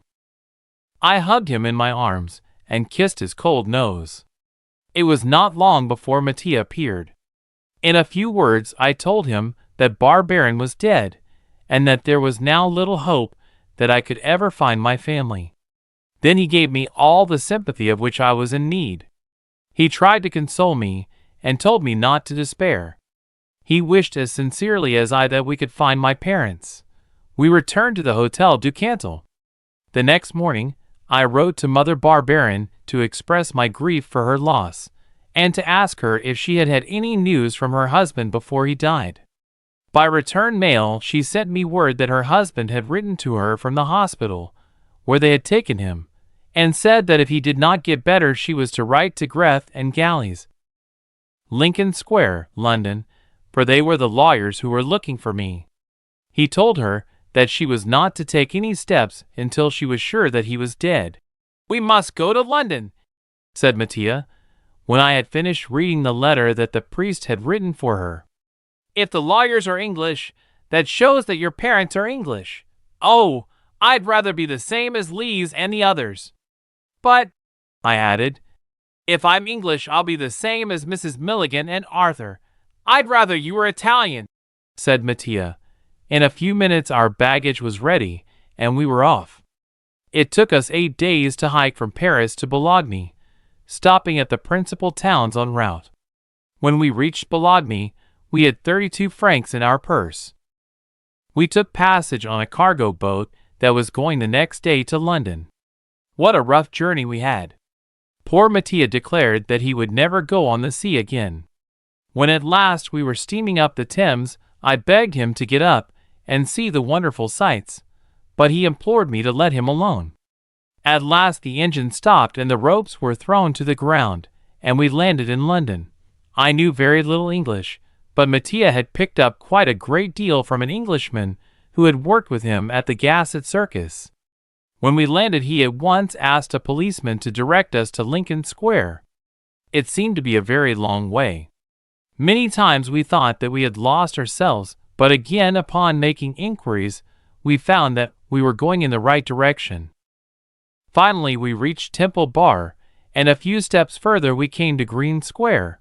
My heart heaved so quickly when we stood before the door of Greth and Galley's office that I had to ask Mattia to wait a moment until I had recovered myself. After Mattia had stated to the clerk my name and my business, we were shown at once into the private office of the head of the firm, Mr. Greth. Fortunately, this gentleman spoke French, so I was able to speak to him myself. He questioned me upon every detail of my life. My answers evidently convinced him that I was the boy he was looking for he told me that I had a family living in London and that he would send me to them at once. "One moment, sir. Have I a father?" I asked, scarcely able to say the word. "Father? Yes, not only a father, but a mother, brothers and sisters," he replied. "Oh." He touched a bell, and a clerk appeared whom he told to take charge of us. "Oh, I had forgotten," said Mr. Greth. "Your name is Driscoll. Your father's name is Mr. John Driscoll." In spite of Mr. Greth's ugly face, I think I could have jumped at him and hugged him if he had given me time, but with his hand he indicated the door, and we followed the clerk. Chapter 26. Bitter Disappointment. When we got to the street, the clerk hailed a cab and told us to jump in. The strange-looking vehicle, with the coachman sitting on a box at the back of a hood that covered us, I learned later was a hansom cab. Mattia and I were huddled in a corner with Cappy between our legs. The clerk took up the rest of the seat. Mattia had heard him tell the coachman to drive us to Bethnal Green. The driver seemed none too anxious to take us there. Mattia and I thought it was probably on account of the distance. We both knew what "green" meant in English, and Bethnal Green undoubtedly was the name of the park where my people lived. For a long time, the cab rolled through the busy streets of London.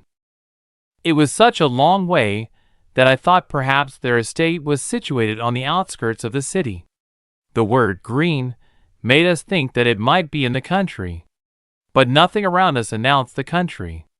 We were in a very thickly populated quarter. The black mud splashed our cab as we drove along. Then we turned into a much poorer part of the city, and every now and again the cabman pulled up as though he did not know his way. At last he stopped altogether, and through the little window of the hansom a discussion took place between Greth Galley's clerk and the bewildered cabman.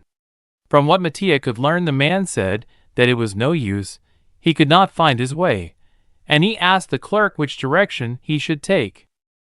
The clerk replied that he did not know, for he had never been in that thieves' locality before. We both caught the word "thieves."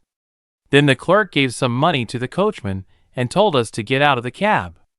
The man grumbled at his fare, and then turned round and drove off. We were standing now in a muddy street before what the English call a gin palace. Our guide looked about him in disgust, then entered the swing doors of the gin palace. We followed. Although we were in a miserable part of the city, I had never seen anything more luxurious. There were gilt-framed mirrors everywhere, glass chandeliers, and a magnificent counter that shone like silver. Yet the people who filled this place were filthy and in rags. Our guide gulped down a drink standing before the beautiful counter, then asked the man who had served him if he could direct him to the place he wanted to find. Evidently, he got the information he required, for he hurried out again through the swing doors, we following close on his heels. The streets through which we walked now were even narrower, and from one house across to another were swung wash lines from which dirty rags were hanging. The women who sat in their doorways were pale, and their matted fair hair hung loose over their shoulders.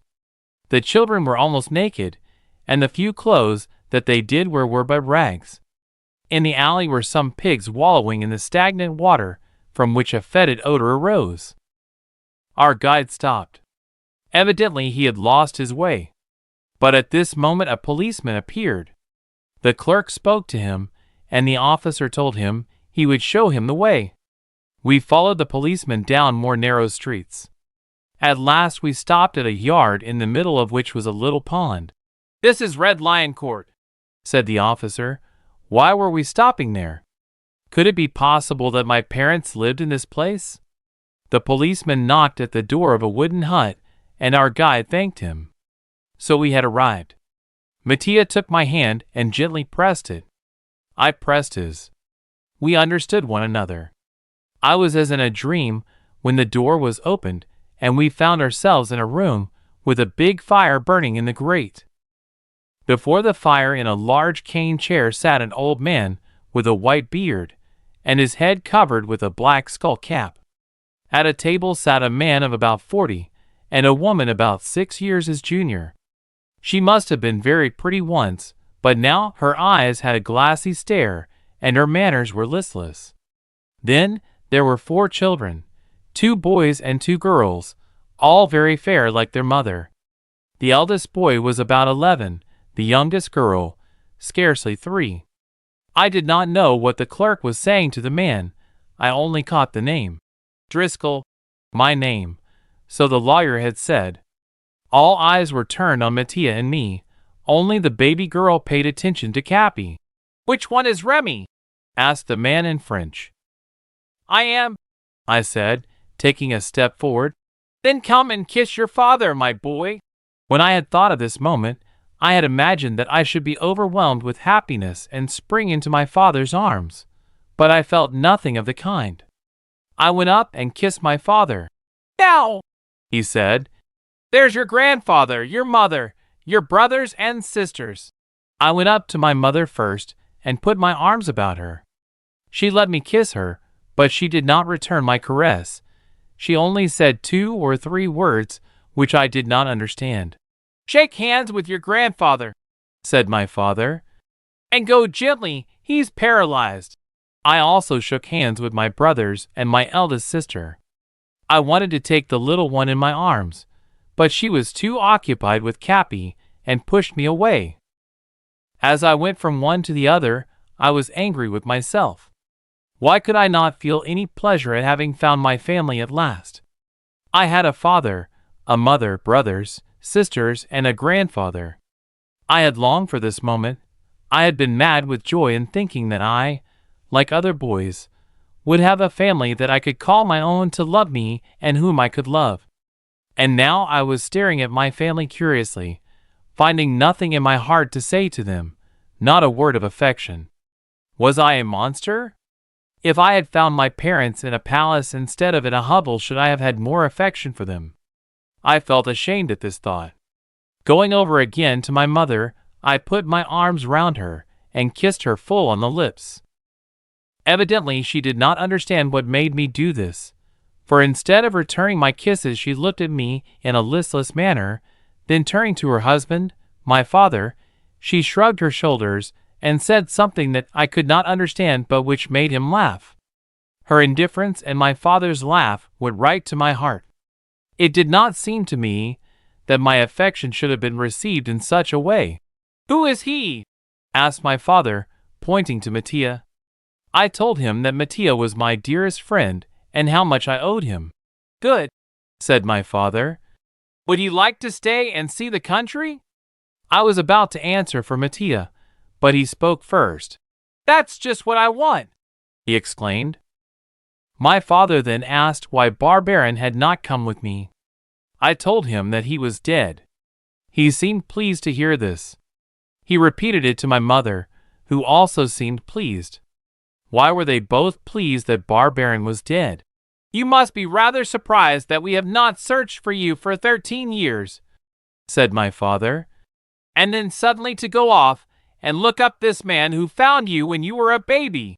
I told him that I was very surprised, and that I'd like to know about it. Come near the fire then, and I'll tell you all about it. I flung the bag from my shoulders and took the chair that he offered me. As I stretched out my legs, wet and covered with mud, to the fire, my grandfather spat on one side, like an old cat that is annoyed. Don't pay any attention to him, said my father. The old chap doesn't like anyone to sit before his fire, but you needn't mind him if you're cold. I was surprised to hear anyone speak like this of an old man. I kept my legs under my chair, for I thought that attention should be paid to him. You are my eldest son now, said my father. You were born a year after my marriage with your mother. When I married, there was a young girl who thought that I was going to marry her, and out of revenge she stole you from us when you were 6 months old. We searched everywhere for you, but we did not go so far as Paris. We thought that you were dead until 3 months ago. When this woman was dying, she confessed the truth. I went over to France at once, and the police in that locality where you had been left told me that you had been adopted by a mason named Barbarin who lived at Chavanon. I found him, and he told me that he had loaned you to a musician named Vitalis, and that you were tramping through France.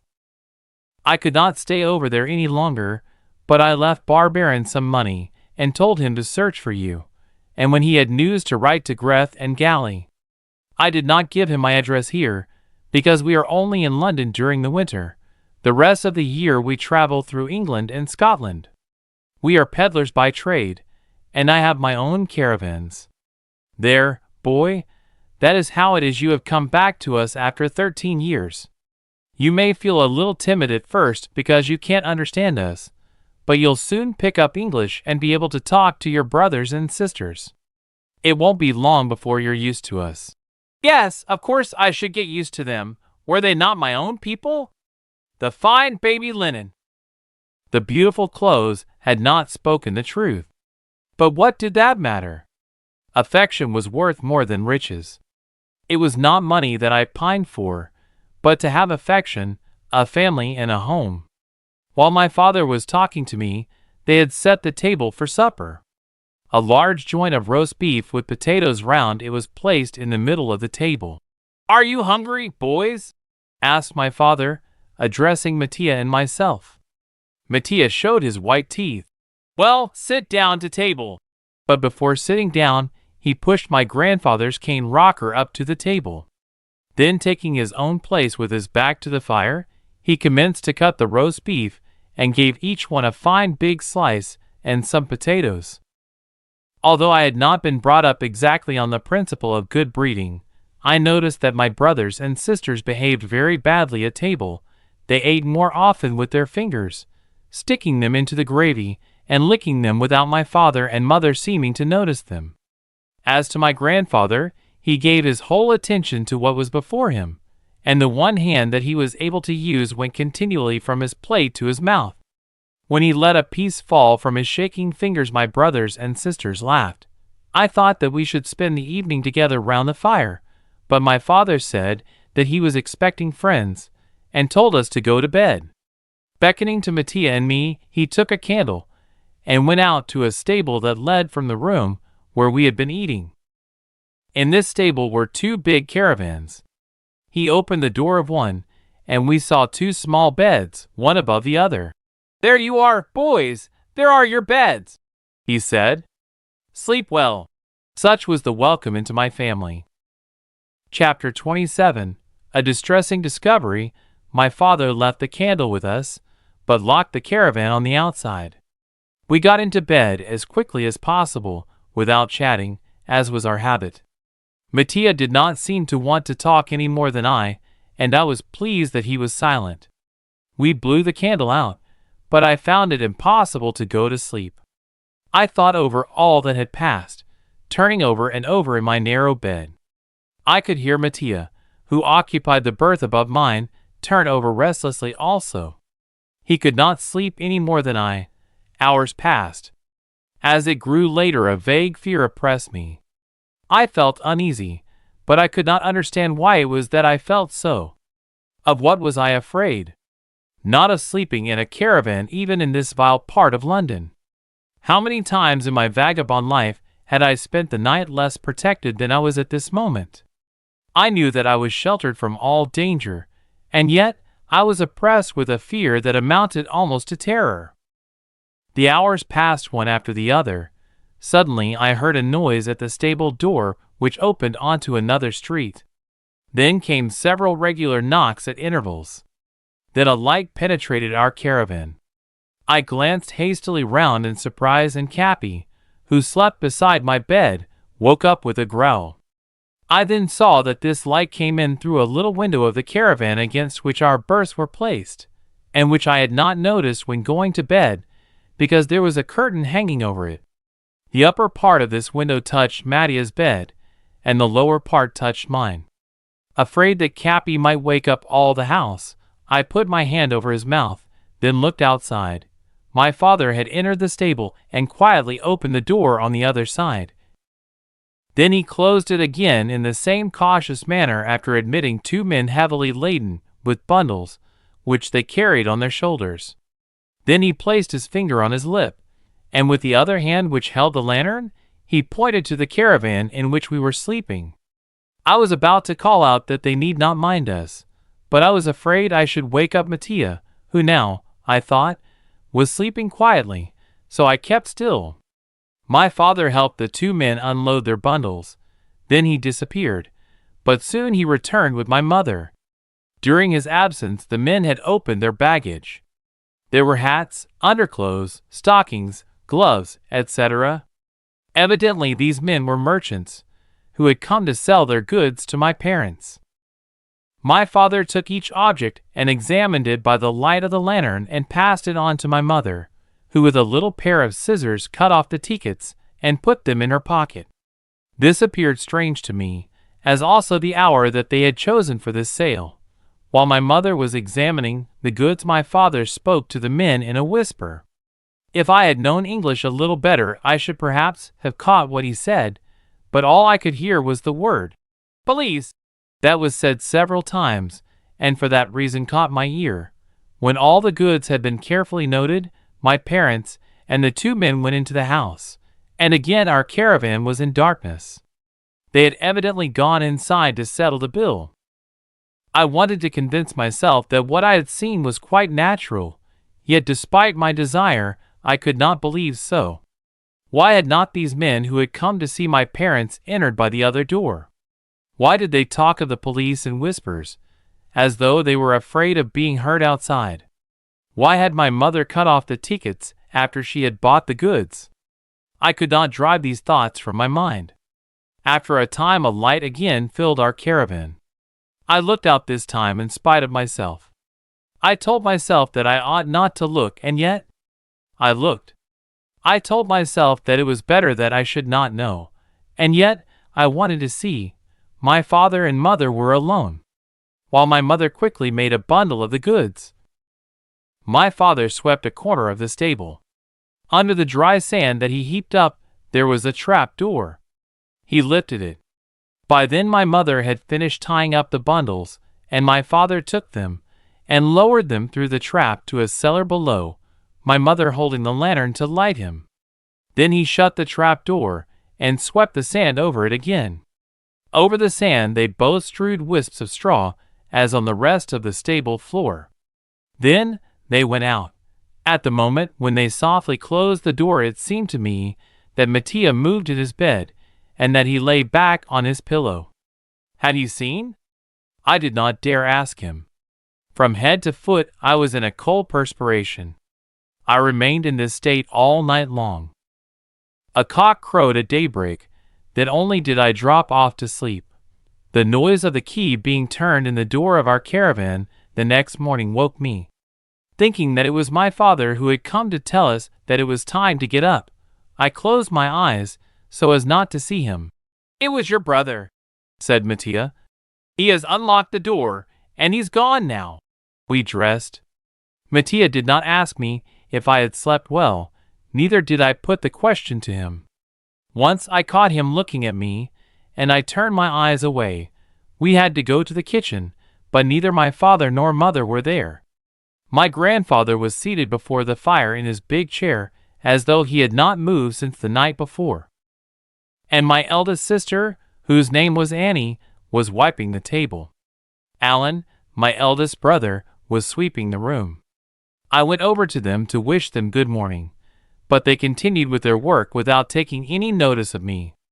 I went towards my grandfather, but he would not let me get near him, and like the evening before, he spat at my side, which stopped me short. "Ask them," I said to Mattia, "what time I shall see my mother and father." Mattia did as I told him, and my grandfather, upon hearing one of us speak English, seemed to feel more amiable. "What does he say?" "He says that your father has gone out for the day, and that your mother is asleep, and that if we like we may go out." "Did he only say that?" I asked, finding this translation very short. Mattia seemed confused. I don't know if I understood the rest. He said, "Tell me what you think you understood." It seemed to me that he said that if we found some bargains in the city we were not to miss them. He said that we lived at the expense of fools. My grandfather must have guessed that Mattia was explaining what he had said to me, for with a hand that was not paralyzed, he made a motion as though he were slipping something into his pocket. Then he winked his eye. "Let us go out," I said quickly. For 2 or 3 hours we walked about, not daring to go far for fear we might become lost. Bethnal Green was even more horrible in the daytime than it had been at night. Mattia and I hardly spoke a word. Now and again he pressed my hand. When we returned to the house my mother had not left her room. Through the open door I could see that she was leaning her head on the table. Thinking that she was sick I ran to her to kiss her, as I was unable to speak to her. She lifted up her head, which swayed. She looked at me, but did not see me. I smelled the odor of gin on her hot breath. I drew back. Her head fell again on her arms resting on the table. "Gin," said my grandfather, grinning. I remained motionless. I felt turned to stone. I don't know how long I stood so. Suddenly I turned to Mattia. He was looking at me with eyes full of tears. I signed to him, and again we left the house. For a long time we walked about, side by side, holding each other's hands, saying nothing, going straight before us without knowing where we were going. "Where do you want to go, Rémi?" he asked at last, anxiously. "I don't know. Somewhere so we can talk." "I want to speak to you, Mattia. We can't talk in this crowd." We had by this time come to a much wider street at the end of which was a public garden. We hurried to this spot and sat down on a bench. "You know how much I love you, Mattia boy," I began. "and you know that it was through friendship for you that I asked you to come with me to see my people. You won't doubt my friendship, no matter what I ask of you. Don't be such a silly," he said, forcing a smile. "You want to laugh so that I won't break down," I replied. "If I can't cry when I'm with you, when can I cry?" "But, oh, Mattia, Mattia." Throwing my arms around dear old Mattia's neck, I burst into tears. Never had I felt so miserable. When I had been alone in this great world, never had I felt so unhappy as I did at this moment. After my burst of sobs, I had forced myself to be calm. It was not because I wanted Mattia's pity that I had brought him to this garden. It was not for myself, it was for him. "Mattia," I said resolutely, "you must go back to France. Leave you? Never. I knew beforehand what you would reply, and I am pleased, oh so pleased that you wish to be with me. But Mattia, you must go back to France at once." "Why?" Tell me that, because... Tell me, Mattia. Don't be afraid. Did you sleep last night? Did you see? I did not sleep, he answered.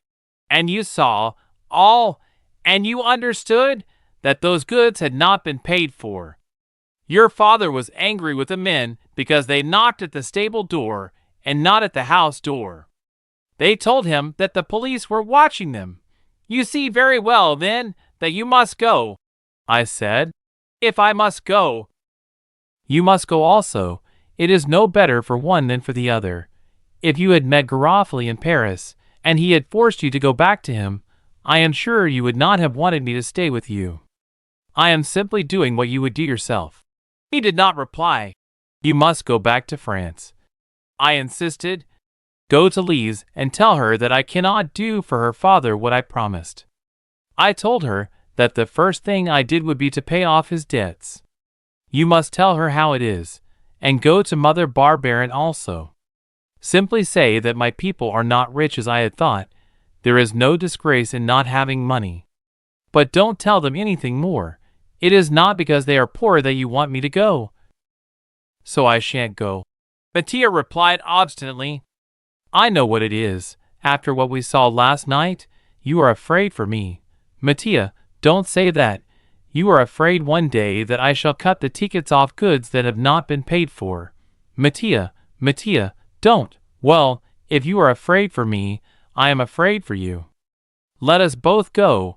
It's impossible. My parents are nothing to you. But this is my father and mother, and I must stay with them. It is my family. Your family. That man who steals, your father. That drunken woman, your mother. Don't you dare say so, Mattia, I cried, springing up from my seat. You are speaking of my father and mother, and I must respect them and love them. Yes, so you should if they are your people, but are they? You forget their many proofs. You don't resemble your father or your mother. Their children are all fair, while you are dark. And then how is it they could spend so much money to find a child? Put all these things together, and in my opinion you are not a Driscoll. You might write to Mother Barberin and ask her to tell you just what the clothes were like that you wore when you were found. Then ask that man you call your father to describe the clothes his baby had on when it was stolen. Until then I shan't move. But suppose one day Mattia gets a bang on his poor head, that would not be so hard if he received a blow for a friend. He said, smiling. We did not return to the Red Lion Court until night. My father and mother passed no remark upon our absence. After supper my father drew 2 chairs to the fireside, which brought a growl from my grandfather, and then asked us to tell him how we had made enough money to live on in France. I told the story. Not only did we earn enough to live on, but we got enough to buy a cow, said Mattia with assurance. In his turn, he told how we came by the cow. You must be clever kids, said my father. Show us what you can do. I took my harp and played a piece, but not my Neapolitan song.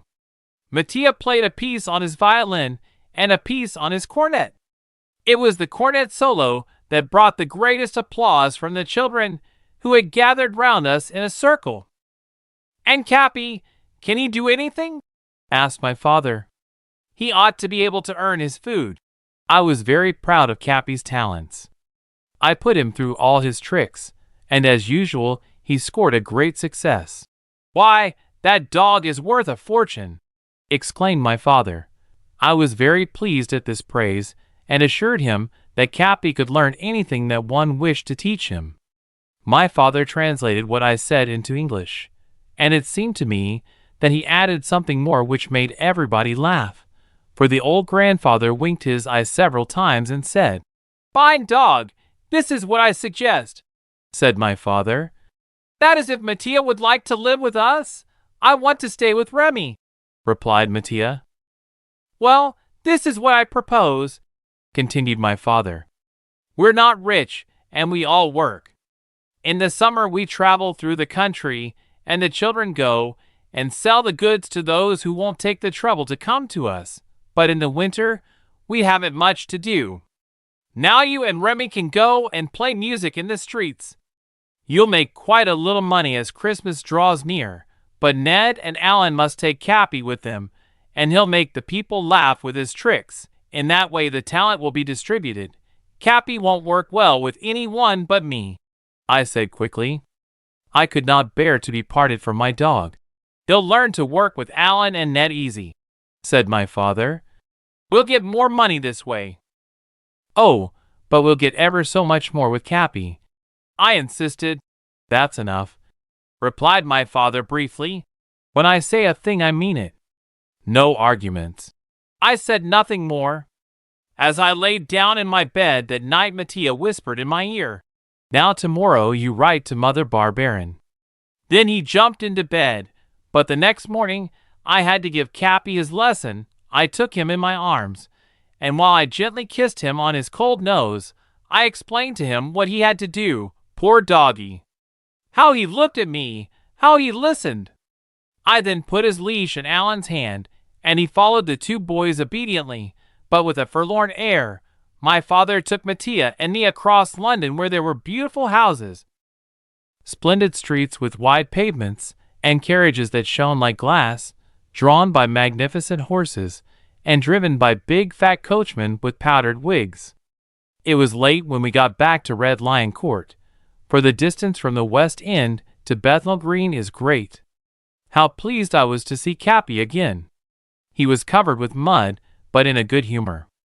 I was so pleased to see him, that after I had rubbed him well down with dry straw, I wrapped him in my sheepskin and made him sleep in my bed. Things went on this way for several days. Mattia and I went one way, and Cappy, Ned, and Alan another. Then one evening my father told me that we could take Cappy the next day with us, as he wanted the two boys to do something in the house.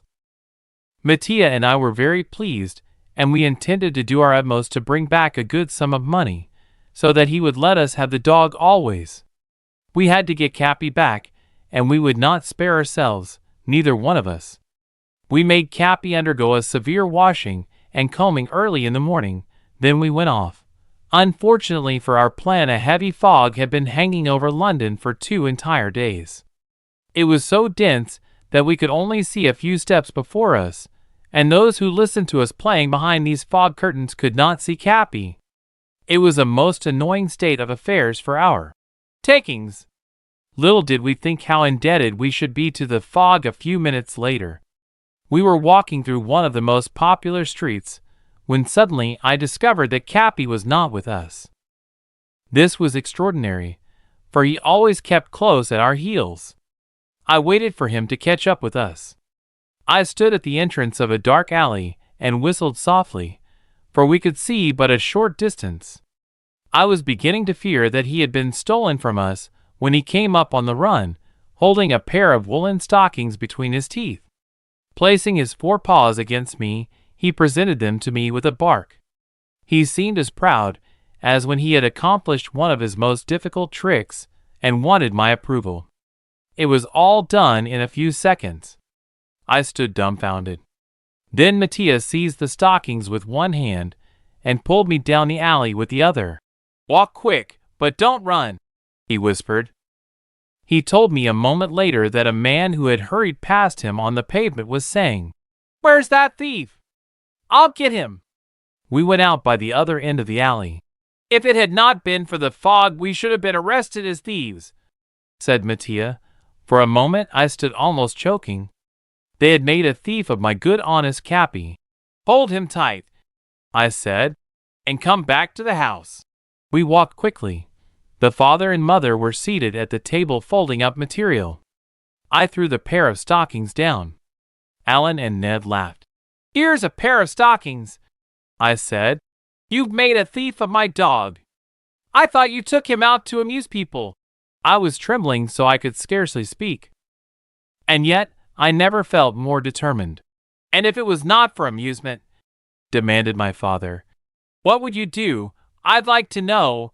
"I'd tie a cord round Cappy's neck, and although I love him dearly, I'd drown him.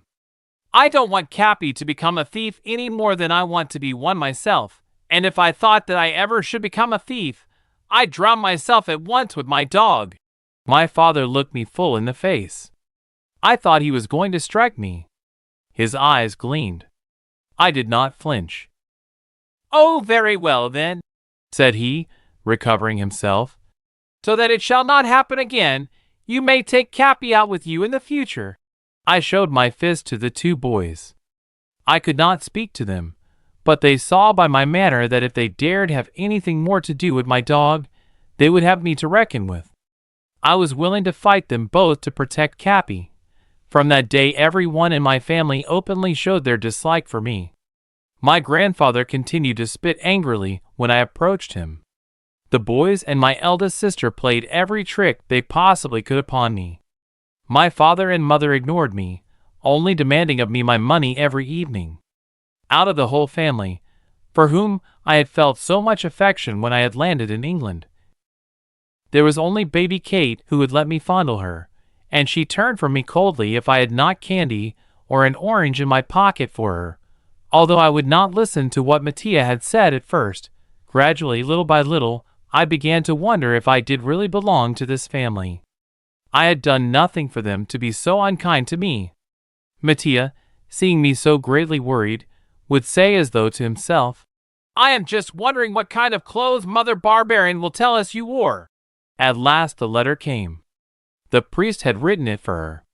It read, "My little Rémi, I was surprised and sorry to learn the contents of your letter. From what Barbarian told me, and also from the clothes you had on when you were found, I thought that you belonged to a very rich family. I can easily tell you what you wore, for I have kept everything. You were not wound up in wrappings like a French baby. You wore long robes and underskirts like little English babies. You had on a white flannel robe, and over that a very fine linen robe, then a big white cashmere pelisse lined with white silk and trimmed with beautiful white embroidery, and you had a lovely lace bonnet, and then white woolen socks with little silk rosettes. None of these things were marked, but the little flannel jacket you had next to your skin and the flannel robe had both been marked, but the marks had been carefully cut out. There, Rémi, boy, that is all I can tell you. Don't worry, dear child, that you can't give us all the fine presents that you promised. Your cow that you bought with your savings is worth all the presents in the world to me. I am pleased to tell you that she's in good health and gives the same fine quantity of milk, so I am very comfortably off now, and I never look at her without thinking of you and your little friend Mattia. Let me have news of you sometimes, dear boy, you are so tender and affectionate, and I hope, now you have found your family, they will all love you as you deserve to be loved. I kiss you lovingly. Your foster mother, Widow Barbarian." Dear Mother Barbarian. She imagined that everybody must love me because she did. She's a fine woman, said Mattia. Very fine, she thought of me. Now let's see what Mr. Driscoll has to say. He might have forgotten the things. Does one forget the clothes that their child wears when it was kidnapped? Why, it's only through its clothes that they can find it. Wait until we hear what he says before we think anything. It was not an easy thing for me to ask my father how I was dressed on the day that I was stolen. If I had put the question casually, without any underthought, it would have been simple enough. As it was, I was timid. Then one day, when the cold sleet had driven me home earlier than usual, I took my courage in both hands and broached the subject that was causing me so much anxiety. At my question, my father looked me full in the face. But I looked back at him far more boldly than I imagined that I could at this moment. Then he smiled. There was something hard and cruel in this smile, but still it was a smile. On the day that you were stolen from us, he said slowly, you wore a flannel robe, a linen robe, a lace bonnet, white woolen shoes, and a white embroidered cashmere pelisse. 2 of your garments were marked F.D. Francis Driscoll, your real name, but this mark was cut out by the woman who stole you, for she hoped that in this way you would never be found. I'll show you your baptismal certificates, which, of course, I still have. He searched in a drawer, and soon brought forth a big paper, which he handed to me. If you don't mind, I said with a last effort. Mattia will translate it for me. Certainly. Mattia translated it as well as he could. It appeared that I was born on Thursday, August the 2nd, and that I was the son of John Driscoll and Margaret Grange, his wife. What further proofs could I ask? That's all very fine, said Mattia that night, when we were in our caravan. But how comes it that peddlers were rich enough to give their children lace bonnets and embroidered pelisses? Peddlers are not so rich as that. It is because they were peddlers that they could get those things cheaper. Mattia whistled, but he shook his head. Then again he whispered, You're not that Driscoll's baby. But you're the baby that Driscoll stole. I was about to reply, but he had already climbed up into his bed. Chapter 28. A mysterious stranger. If I had been in Mattia's place, I should perhaps have had as much imagination as he, but I felt in my position that it was wrong for me to have such thoughts. It had been proved beyond a doubt that Mr. Driscoll was my father. I could not look at the matter from the same point of view as Mattia. He might doubt, but I must not. When he tried to make me believe as he did, I told him to be silent. But he was pig-headed, and I was not always able to get the better of his obstinacy. Why are you dark and all the rest of the family fair? He would ask repeatedly. How is it that poor people could dress their baby in fine laces and embroidery? Was another often repeated question. And I could only reply by putting a question myself. Why did they search for me if I was not their child? Why had they given money to Barbarin and to Greth and Galley? Mattia could find no answer to my question, and yet he would not be convinced. I think we should both go back to France, he urged. That's impossible, because it's your duty to keep with your family, eh? But is it your family? These discussions only had one result. They made me more unhappy than I had ever been. How terrible it is to doubt! Yet, in spite of my wish not to doubt, I doubted. Who would have thought when I was crying so sadly because I thought I had no family that I should be in such despair now that I had one? How could I know the truth? In the meantime, I had to sing and dance and laugh and make grimaces when my heart was full. One Sunday my father told me to stay in the house because he wanted me. He sent Mattia off alone. All the others had gone out. My grandfather alone was upstairs. I had been with my father for about an hour when there was a knock at the door. A gentleman, who was unlike any of the men who usually called on my father, came in. He was about 50 years old and dressed in the height of fashion. He had white pointed teeth like a dog, and when he smiled, he drew his lips back over them, as though he was going to bite. He spoke to my father in English, turning continually to look at me. Then he began to talk French. He spoke this language with scarcely an accent. This is the young boy that you spoke to me about? He said. He appears very well. Answer the gentleman, said my father to me. Yes, I am quite well, I replied, surprised. You have never been ill? I had pneumonia once. Ah, when was that? 3 years ago. I slept out in the cold all night. My master, who was with me, was frozen to death, and I got pneumonia. Haven't you felt any effects of this illness since? No. No fatigue, no perspiration at night? No. When I'm tired, it's because I have walked a lot, but I don't get ill. He came over to me and felt my arms, then put his head on my heart, then at my back and on my chest, telling me to take deep breaths. He also told me to cough.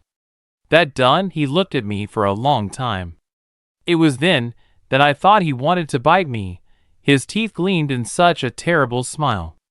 A few moments later, he left the house with my father. What did it mean? Did he want to take me in his employ? I should have to leave Mattia and Cappy.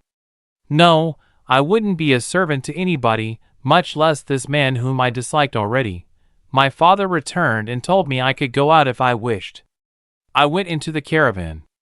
What was my surprise to find Mattia there. He put his finger to his lips. Go and open the stable door, he whispered. I'll go out softly behind you. They mustn't know that I was here. I was mystified, but I did as he asked. Do you know who that man was who was with your father? He asked excitedly when we were in the street. It was Mr. James Milligan, your friend's uncle. I stood staring at him in the middle of the pavement. He took me by the arm and dragged me on. I was not going out all alone, he continued, so I went in there to sleep, but I didn't sleep. Your father and a gentleman came into the stable, and I heard all they said. At first, I didn't try to listen, but afterward I did. Solid as a rock, said the gentleman. 9 out of 10 would have died, but he pulled through with pneumonia. How is your nephew? Asked your father. Better. 3 months ago, the doctors again gave him up, but his mother saved him once more. Oh, she's a marvelous mother, is Mrs. Milligan. You can imagine when I heard this name, if I did not glue my ears to the window. Then if your nephew is better, continued your father, all you've done is useless. For the moment, perhaps, replied the other, but I don't say that Arthur is going to live. It would be a miracle if he did, and I am not afraid of miracles. The day he dies, the only heir to that estate will be myself. Don't worry, I'll see to that, said Driscoll. Yes, I count on you, replied Mr. Milligan. My first thought was to question my father, but it was not wise to let them know that they had been overheard. As Mr. Milligan had business with my father, he would probably come to the house again, and the next time, Mattia, whom he did not know, could follow him. A few days later, Mattia met a friend of his, Bob, the Englishman, whom he had known at the Gasset Circus. I could see by the way he greeted Mattia that he was very fond of him. He at once took a liking to Cappy and myself. From that day we had a strong friend, who, by his experience and advice, was of great help to us in time of trouble. Chapter 29. In prison, spring came slowly, but at last the day arrived for the family to leave London. The caravans had been repainted and were loaded with merchandise. There were materials, hats, shawls, handkerchiefs, sweaters, underwear, earrings, razors, soap, powders, cream, everything that one could imagine. The caravans were full. The horses bought. Where and how? I did not know, but we saw them come and everything was then ready for the departure. We did not know if we were to stay with the old grandfather or go with the family, but my father, finding that we made good money playing, told us the night before that we should go on the road with him and play our music. Let us go back to France, urged Mattia. Here's a good chance now. Why not travel through England? Because I tell you something's going to happen if we stay here, and besides we might find Mrs. Milligan and Arthur in France. If he has been ill, she will be sure to take him on their barge. Now the summer is coming. I told him that I must stay, the same day we started. I saw in the afternoon how they sold the things that cost so little. We arrived at a large village, and the caravans were drawn up on the public square. One of the sides was lowered, and the goods displayed temptingly for the purchasers to inspect. Look at the price. Look at the price, cried my father. You couldn't find anything like this elsewhere for the price. I don't sell him. I'm giving him away. Look at this. He must have stolen them. I heard the people say when they saw the prices. If they had glanced at my shamed looks, they would have known that they were right in their suppositions. If they did not notice me, Mattia did. How much longer can you bear this? He asked. I was silent. Let us go back to France, he urged again. I feel that something is going to happen, and going to happen soon. Don't you think sooner or later the police will get on to Driscoll, seeing how cheap he's selling the things? Then what'll happen? Oh, Mattia, if you will keep your eyes shut, I must keep mine open. We shall both be arrested, and we haven't done anything. But how can we prove that? Aren't we eating the food that is paid for by the money that he gets for these things? I had never thought of that. It struck me now like a blow in the face. But we earn our food, I stammered, trying to defend ourselves. That's true, but we're living with thieves, replied Mattia, speaking more frankly than he had ever done before. And then if we're sent to prison, we can't look for your family. And I'm anxious to see Mrs. Milligan to warn her against that James Milligan.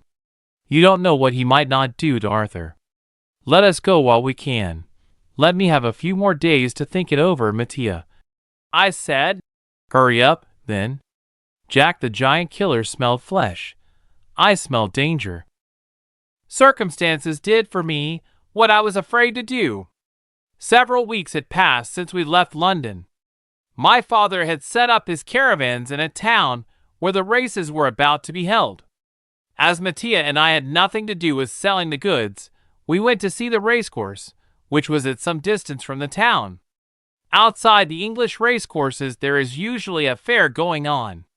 Mountebanks of all descriptions, musicians, and stall holders gather there 2 or 3 days in advance. We were passing by a campfire over which a kettle was hanging when we recognized our friend Bob, who had been with Mattia in the circus. He was delighted to see us again. He had come to the races with 2 friends and was going to give an exhibition of strength. He had engaged some musicians, but they had failed him at the last moment, and he was afraid that the performance the next day would be a failure. He had to have musicians to attract a crowd. Would we help him out? The profits would be divided between the 5 of us that made up the company. There would even be something for Cappy, for he would like to have Cappy perform his tricks in the intervals. We agreed and promised to be there the next day at the time he mentioned. When I told of this arrangement to my father, he said that he wanted Cappy and that we could not have him. I wondered if they were going to make my dog do some dirty trick. From my look, my father guessed my thoughts. "Oh, it's all right," he said. "Cappy's a good watchdog. He must stand by the caravans. In a crowd like we shall have, we might easily be robbed. You 2 go alone and play with your friend Bob, and if you are not finished until late, which will be quite likely, you can join us at the Old Oak Tavern. We shall go on our way again tomorrow." We had spent the night before at the Old Oak Tavern, which was a mile out on a lonely road. The place was kept by a couple whose appearance did not inspire one with confidence. It was quite easy to find this place. It was on a straight road. The only annoying thing was that it was a long walk for us after a tiring day, but when my father said a thing I had to obey. I promised to be at the tavern. The next day, after tying Cappy to the caravan, where he was to be on guard, I hurried off to the racecourse with Mattia. We began to play as soon as we arrived and kept it up until night. My fingers ached as though they had been pricked with 1,000 pins, and poor Mattia had blown his cornet so long that he could scarcely breathe. It was past midnight. Just as they were doing their last turn, a big bar of iron, which they were using in their feats, fell on Mattia's foot. I thought that his foot was broken. Fortunately, it was only severely bruised. No bones were broken, but still he could not walk. It was decided that he should stay there that night with Bob, and that I should go on alone to the Old Oak Tavern. For I had to know where the Driscoll family was going the next day.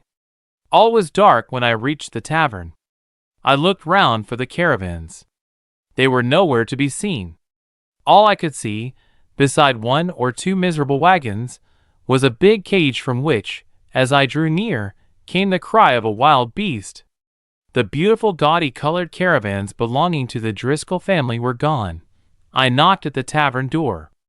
The landlord opened it, and turned the light from his lantern full on my face. He recognized me, but instead of letting me go in, he told me to hurry after my parents, who had gone to Lewis, and said that I'd better not lose any time joining them. Then he shut the door in my face. Since I had been in England, I had learned to speak English fairly well. I understood clearly what he said, but I had not the slightest idea where Lewis was situated, and besides I could not go, even if I found out the direction, and leave Mattia behind. I began my weary tramp back to the racecourse. An hour later I was sleeping beside Mattia in Bob's wagon. The next morning Bob told me how to get to Lewis, and I was ready to start. I was watching him boil the water for breakfast when I looked up from the fire, and saw Cappy being led towards us by a policeman. What did it mean? The moment Cappy recognized me, He gave a tug at his leash, and escaping from the officer bounded toward me and jumped into my arms. "Is that your dog?" asked the policeman. "Yes, then come with me. You're under arrest." He seized me by the collar. "What do you mean by arresting him?" cried Bob, jumping up from the fire. "Are you his brother?" "No, his friend." "Well, a man and a boy robbed St. George's Church last night. They got up a ladder and went through the window." This dog was there to give the alarm. They were surprised in the act, and in their hurry to get out by the window, the dog was left in the church. I knew that with the dog I'd be sure to find the thieves. Here's one. Now where's his father? I could not utter a word. Mattia, who had heard the talk, came out of the caravan and limped over to me. Bob was telling the policeman that I could not be guilty because I had stayed with him until 1 o'clock. Then I went to the Old Oak Tavern and spoke to the landlord there, and came back here at once. It was 1:15 that the church was entered, said the officer, and this boy left here at 1 o'clock, so he could have met the other and got to the church. It takes more than 1/4 of an hour to go from here to the town, said Bob. On the run, no, replied the policeman. And what proves that he left here at 1 o'clock? I can prove it, I swear it, cried Bob. The policeman shrugged his shoulders. This boy can explain to the magistrate, he said. As I was being led away, Mattia threw his arms about my neck, as though it was because he wanted to embrace me, but Mattia had another object. Keep up your courage, he whispered. We won't forsake you. Take care of Cappy, I said in French, but the officer understood. Oh no, he said. I'll keep that dog. He helped me to find you. He may help me to find the other. Handcuffed to the policeman, I had to pass under the gaze of a crowd of people, but they did not jeer me like the peasants in France had done at my first arrest. These people, almost all of them, were antagonistic to the police. They were gypsies, tramps, in fact, the Bohemian vagabond. There were no onions strewn over this prison where I was now locked up. This was a real jail with iron bars at the windows, the sight of which put all thought of escape from my mind. In the cell, there was only a bench and a hammock. I dropped onto the bench and remained for a long time with my head buried in my hands. Mattia and Bob, even with the help of other friends, could never get me away from here. I got up and went over to the window. The bars were strong and close together. The walls were 3 feet thick. The ground beneath was paved with large stones. The door was covered with a plate of sheet iron. No, I could not escape. I began to wonder if it would be possible for me to prove my innocence, despite Cappy's presence in the church. Mattia and Bob could help me by proving an alibi. If they could prove this, I was saved in spite of the mute testimony that my poor dog had carried against me. I asked the jailer when he brought in some food if it would be long before I should appear before the magistrate. I did not know then that in England you are taken into court the day after arrest. The jailer, who seemed a kindly sort of man, told me that it would certainly be the next day. I had heard tales of prisoners finding messages from their friends in the food that was brought into them. I could not touch my food, but I at once began to crumble my bread. I found nothing inside. There were some potatoes also. I mashed them to a pulp, but I found not the tiniest note. I did not sleep that night. The next morning the jailer came into my cell carrying a jug of water and a basin.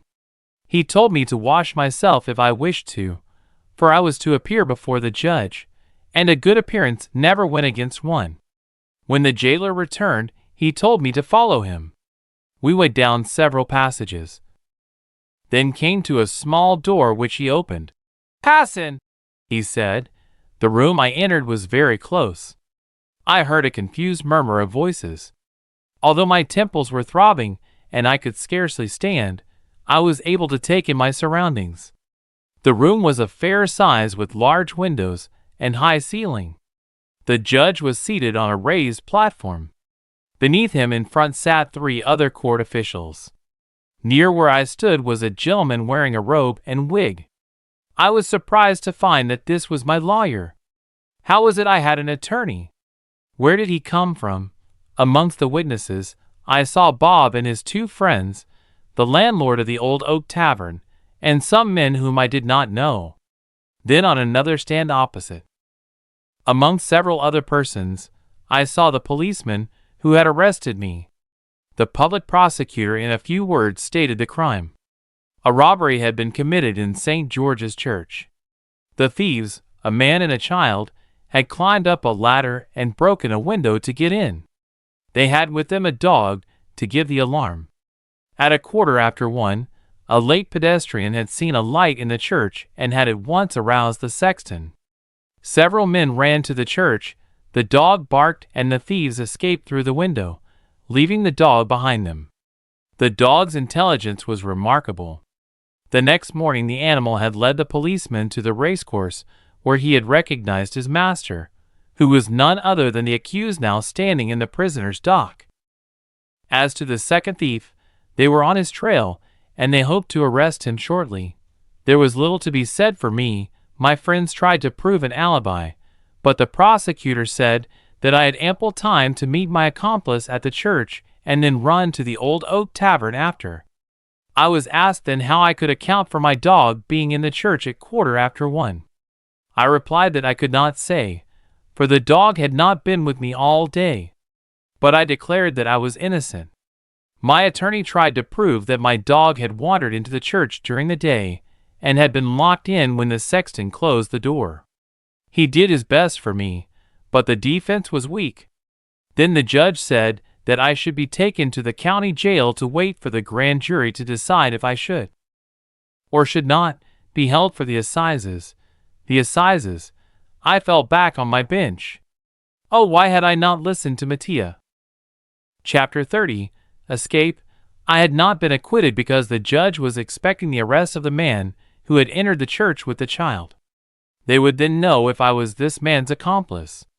They were on the trail, the prosecutor had said, so I should have the shame and sorrow of appearing in the prisoner's dock at the assizes beside him. That evening, just before dusk, I heard the clear notes of a cornet. Mattia was there. Dear old Mattia. He wanted to tell me that he was near and thinking of me. He was evidently in the street on the other side of the wall opposite my window. I heard footsteps and the murmur of a crowd. Mattia and Bob were probably giving a performance. Suddenly I heard a clear voice call out in French, "Tomorrow at daybreak." Then at once Mattia played his loudest on the cornet. It did not need any degree of intelligence to understand that Mattia had not addressed these French words to an English public. I was not sure what they meant, but evidently I had to be on the alert at daybreak the next morning. As soon as it was dark I got into my hammock, but it was some time before I could go to sleep, although I was very tired. At last I dropped off to sleep. When I awoke it was night. The stars shone in the dark sky and silence reigned everywhere. A clock struck 3. I counted the hours and the quarter hours.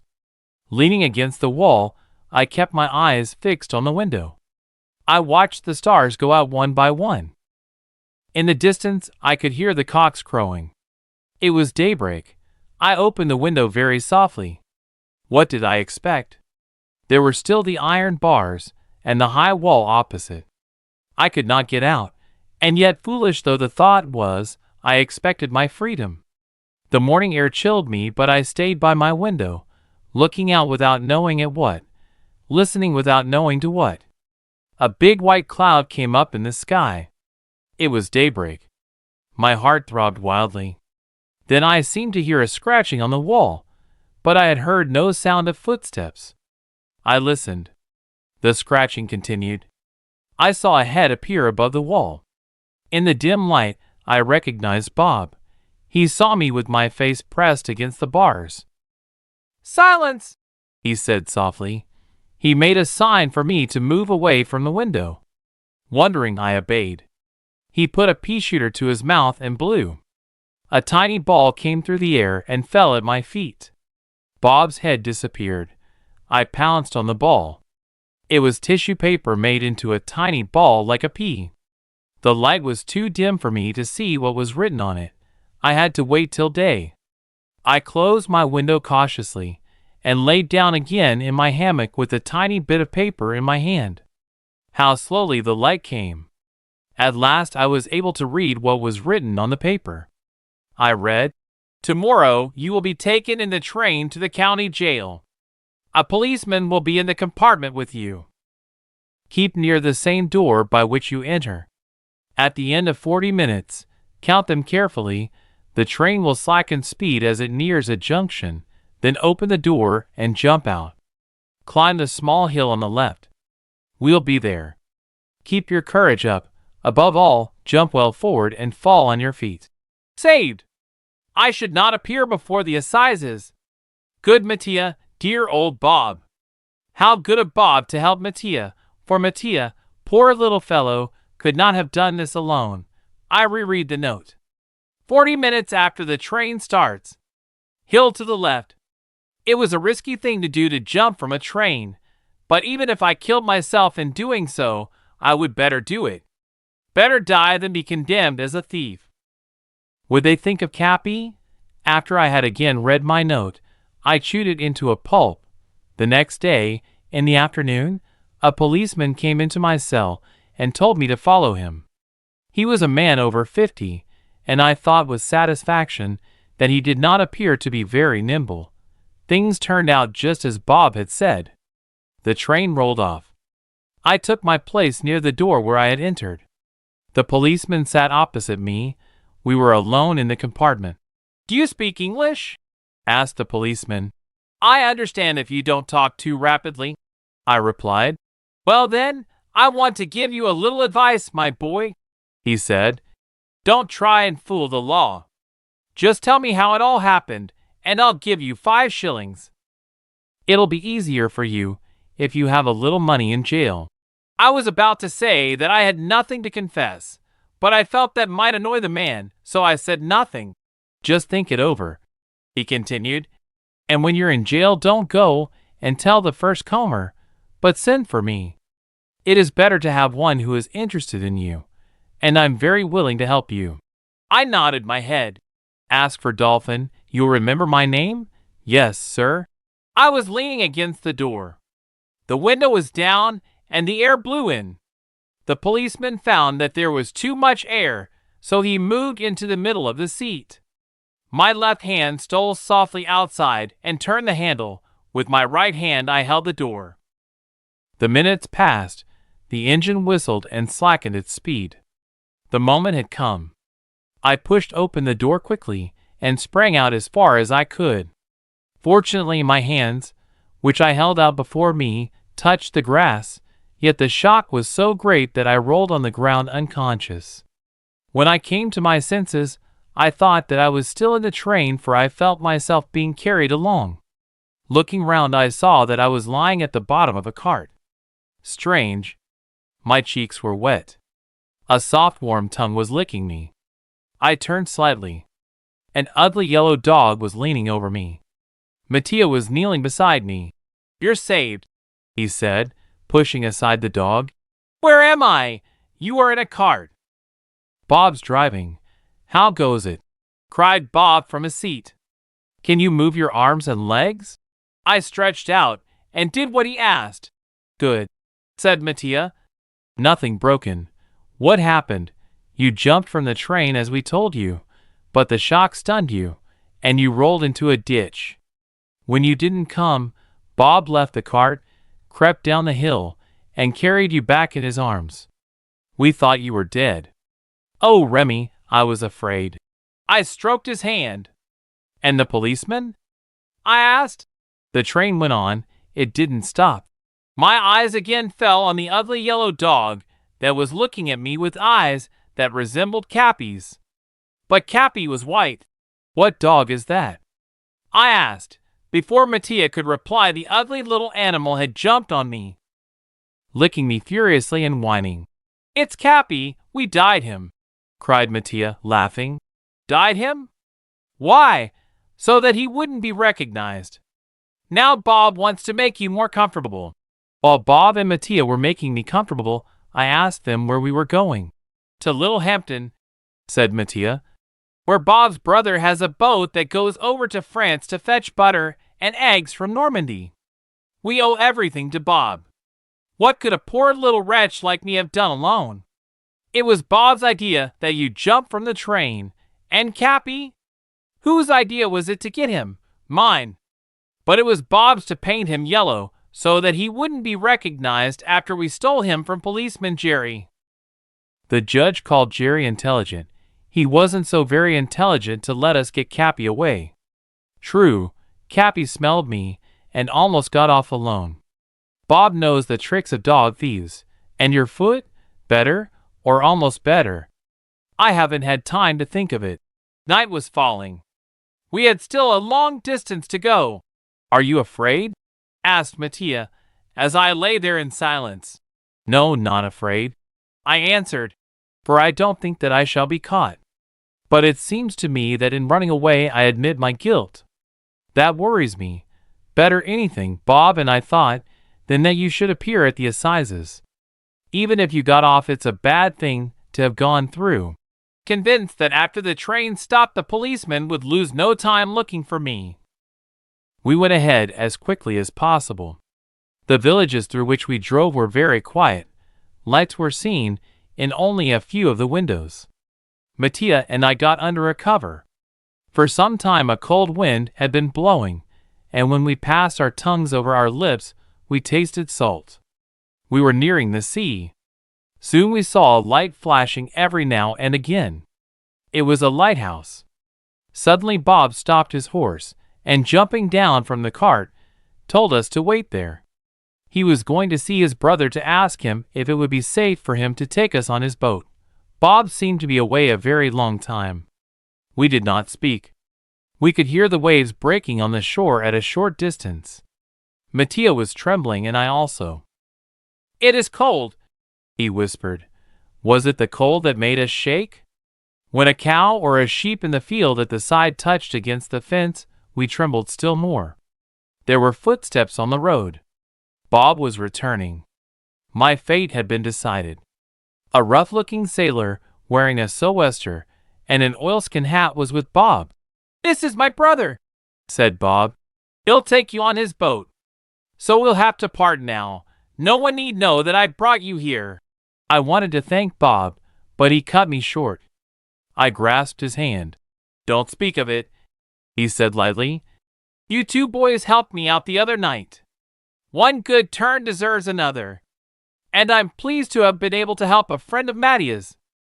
We followed Bob's brother down some winding quiet streets till we came to the docks. He pointed to a boat without saying a word. In a few moments we were on board. He told us to go down below into a little cabin. "I start in 2 hours' time," he said. "Stay there and don't make a sound." But we were not trembling now. We sat in the dark side by side. Chapter 31. Hunting for the Swan. For some time after Bob's brother left, we heard only the noise of the wind and the sea dashing against the keel. Then footsteps were heard on the deck above, and the grinding of pulleys. A sail was hoisted. Then suddenly the boat leaned to one side and began to rock. In a few moments it was pitching heavily on the rough sea. "Poor Mattia," I said, taking his hand. "I don't care, we're saved," he said. "What if I am seasick?" The next day I passed my time between the cabin and deck. Mattia wanted to be left alone. When at last the skipper pointed out Harfla, I hurried down to the cabin to tell him the good news, as it was late in the afternoon when we arrived at Harfla. Bob's brother told us that we could sleep on the boat that night if we wished. "When you want to go back to England," he said the next morning, as we wished him goodbye, and thanked him for what he had done for us. "Just remember that the Eclipse sails from here every Tuesday." It was a kind invitation, but Mattia and I each of us had our reason for not wishing to cross the sea again, yet a while. Fortunately, we had our profits from Bob's performance. In all we had 27 francs and 50 centimes. Mattia wanted to give Bob the 27 francs in payment for the expenses he had been put to for my flight, but he would not accept a penny. "Well, which way shall we go?" I asked when we landed in France. By the canal, Replied Mattia promptly. because I have an idea. I believe the Swan is on the canal this summer, now that Arthur's been so ill, and I think we ought to find it, he added. But what about Lise and the others? I asked. We'll see them while we're looking for Mrs. Milligan. As we go up the canal, we can stop and see Lise. With a map that we bought, we searched for the nearest river. It was the Seine. We'll go up the Seine and ask all the fishermen along the banks if they've seen the Swan. It isn't like any other boat from what you say, and if they've seen it, they'll remember. Before beginning the long journey that was probably ahead of us, I bought some soft soap to clean Cappy. To me, Cappy Yellow was not Cappy. We washed him thoroughly, each one taking it in turns until he was tired out. But Bob's dye was an excellent quality, and when we had finished he was still yellow, but a shade paler. It would require many shampoos before we could get him back to his original color. Fortunately, Normandy is a country of brooks, and each day we gave him a bath. We reached the top of a hill one morning and Mattia spied the Seine away ahead of us, winding in a large curve. From then on, we began to question the people. Had they seen the Swan, a beautiful barge with a veranda? No one had seen it. It must have passed in the night. We went on to Rouen, where again we commenced our questions, but with no better result. We would not be discouraged, but went forward questioning everyone. We had to stop to get money for our food as we went along, so it took us 5 weeks to reach the suburbs of Paris. Fortunately, upon arriving at Charenton, we soon knew which direction we had to take. When we put the important question, we received for the first time the answer for which we had longed. A boat which resembled the Swan, a large pleasure boat, had passed that way. Turning to the left, it had continued up the Seine. We were by the docks. Mattia was so overjoyed that he commenced to dance amongst the fishermen. Stopping suddenly, he took his violin and frantically played a triumphal march. While he played, I questioned the man who had seen the barge. Without a doubt it was the Swan. It had passed through Charenton about 2 months ago. 2 months. What a lead it had. But what did that matter? We had our legs, and they had the legs of 2 good horses, and we should join them some day. The question of time did not count. The great thing, the wonderful thing, was that the Swan was found. Who was right? Cried Mattia.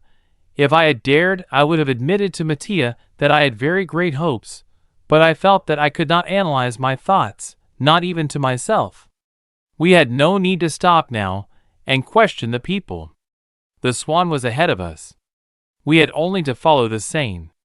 We went on our way, getting nearer to where Lise lived. I wondered if she had seen the barge as it passed through the locks by her home. At night we never complained of weariness, and we were always ready the next morning to set out at an early hour. Wake me up, said Mattia, who was fond of sleeping. And when I woke him, he was never long in jumping to his feet. To economize, we ate hard-boiled eggs, which we bought from the grocer's, and bread. Yet Mattia was very fond of good things. I hope Mrs. Milligan has that cook still who made those tarts, he said. Apricot tarts must be fine. Haven't you ever tasted them? I've tasted apple puffs, but I've never tasted apricot tarts. I've seen them. What are those little white things they stick all over the fruit? Almonds. Oh. And Mattia opened his mouth as though he were swallowing a whole tart. At each lock we had news of the Swan. Everyone had seen the beautiful barge, and they spoke of the kind English lady and the little boy lying on a sofa under the veranda. We drew nearer to Lisa's home. 2 more days, then 1, then only a few hours. We came in sight of the house. We were not walking now, we were running. Cappy, who seemed to know where we were going, started ahead at a gallop. He was going to let Lise know that we were coming. She would come to meet us. But when we got to the house, there was a woman standing at the door whom we did not know. "Where's Madame Suriot?" we inquired, For a moment she stared at us as though we were asking a foolish question. "She doesn't live here now," she said at last. "She's in Egypt, in Egypt." Mattia and I looked at one another in amazement. Egypt. We did not know just where Egypt was situated, but we thought, vaguely, it was far away, very far, somewhere beyond the seas. "And Lise? Do you know Lise, the little dumb girl?" "Yes, I know her. She went off with an English lady on a barge." "Lise on the Swan." Were we dreaming? Mattia and I stared at one another. "Are you Rémi?" then asked the woman. "Yes, well, Surya was drowned. Drowned, yes, he fell into the lock and got caught below on a nail. And his poor wife didn't know what to do. And then a lady that she lived with before she married was going to Egypt, and she told her she would take her as nurse to look after the children. She didn't know what to do with little Lise, and while she was wondering, an English lady and her little sick son came along the canal in a barge. They talked. And the English lady, who was looking for someone to play with her son, for he was tired of being always alone, said she would take Lise along and she would educate the little girl. The lady said she would have doctors who would cure her, and she would be able to speak someday. Before they went, Lise wanted her aunt to explain to me what I was to say to you if you came to see her. That's all. I was so amazed that I could find no words. But Mattia never lost his head like me. Where did the English lady go? He asked. To Switzerland. Lise was to have written to me so that I could give you her address, but I haven't received the letter yet. Chapter 32. Finding a Real Mother. Forward! March! Children! Cried Mattia after we had thanked the woman. It is not only Arthur and Mrs. Milligan now that we are going after, but Lise. What luck! Who knows what's in store for us?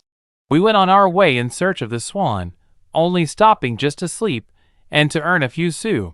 From Switzerland one goes to Italy, said Mattia softly. If, while running after Mrs. Milligan, we get to Lucca, how happy my little Christina will be. Poor dear Mattia. He was helping me to seek those I loved, and I had done nothing to help him see his little sister. At Lyons we gained on the Swan. It was now only 6 weeks ahead of us. I doubted if we could catch up with it before it reached Switzerland. And then I did not know that the river Rhone was not navigable up to the Lake of Geneva. We had thought that Mrs. Milligan would go right to Switzerland on her boat.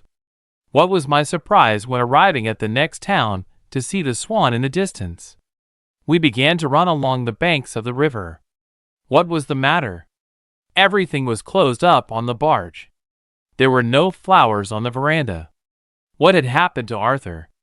We stopped, looking at each other both with the same sorrowful thoughts. A man who had charge of the boat told us that the English lady had gone to Switzerland with a sick boy and a little dumb girl. They had gone in a carriage with a maid. The other servants had followed with the baggage. We breathed again. Where is the lady? asked Mattia. She has taken a villa at Vevey, but I cannot say where. She is going to spend the summer there. We started for Vevey. Now they were not traveling away from us. They had stopped, and we should be sure to find them at Vevey if we searched. We arrived there with 3 sous in our pockets and the soles off our boots. But Vevey is not a little village. It is a town, and as for asking for Mrs. Milligan, or even an English lady with a sick son and a dumb girl, we knew that that would be absurd. There are so many English in Vevey, the place is almost like an English pleasure resort. The best way, we thought, was to go to all the houses where they might be likely to live. That would not be difficult. We had only to play our music in every street. We tried everywhere, but yet we could see no signs of Mrs. Milligan. We went from the lake to the mountains, from the mountains to the lake, looking to the right and to the left, questioning from time to time people who, from their expression, we thought would be disposed to listen and reply. Someone sent us to a chalet built way up on the mountain. Another assured us that she lived down by the lake. They were indeed English ladies who lived up in the chalet on the mountain and the villa down by the lake, but not our Mrs. Milligan. One afternoon we were playing in the middle of the road. The house before us had a large iron gate. The house behind stood way back in a garden. In the front of it there was a stone wall. I was singing my loudest. I sung the first verse of my Neapolitan song and was about to commence the second when we heard a weak, strange voice singing. Who could it be? What a strange voice! Arthur? Inquired Mattia. No, it is not Arthur. I have never heard that voice before. But Cappy commenced to whine and gave every sign of intense joy while jumping against the wall. Who is singing? I cried, unable to contain myself. Rémi! Called a weak voice, my name instead of an answer. Mattia and I looked at one another, thunderstruck, as we stood looking stupidly into each other's faces. I saw a handkerchief being waved at the end of the wall. We ran to the spot. It was not until we got to the hedge which surrounded the other side of the garden that we saw the one who was waving, Lise. At last we had found her, and not far away were Mrs. Milligan and Arthur. But who had sung? That was the question that Mattia and I asked as soon as we found words. I answered Lise. Lise was singing. Lise was talking. The doctors had said that one day Lise would recover her speech, and very probably, under the shock of a violent emotion, but I did not think that it could be possible. And yet the miracle had happened, and it was upon knowing that I had come to her, and hearing me sing the Neapolitan song I used to sing to her, that she had felt this intense emotion, and was restored to her voice. I was so overcome at this thought that I had to stretch out my hand to steady myself. Where is Mrs. Milligan? I asked. And Arthur? Lise moved her lips, but she could only utter inarticulate sounds. Then impatiently she used the language of her hands, for her tongue was still clumsy in forming words. She pointed down the garden, and we saw Arthur lying in an invalid's chair. On one side of him was his mother, and on the other, Mr. James Milligan. In fear, in fact almost terror, I stooped down behind the hedge. Lise must have wondered why I did so. Then I made a sign to her to go.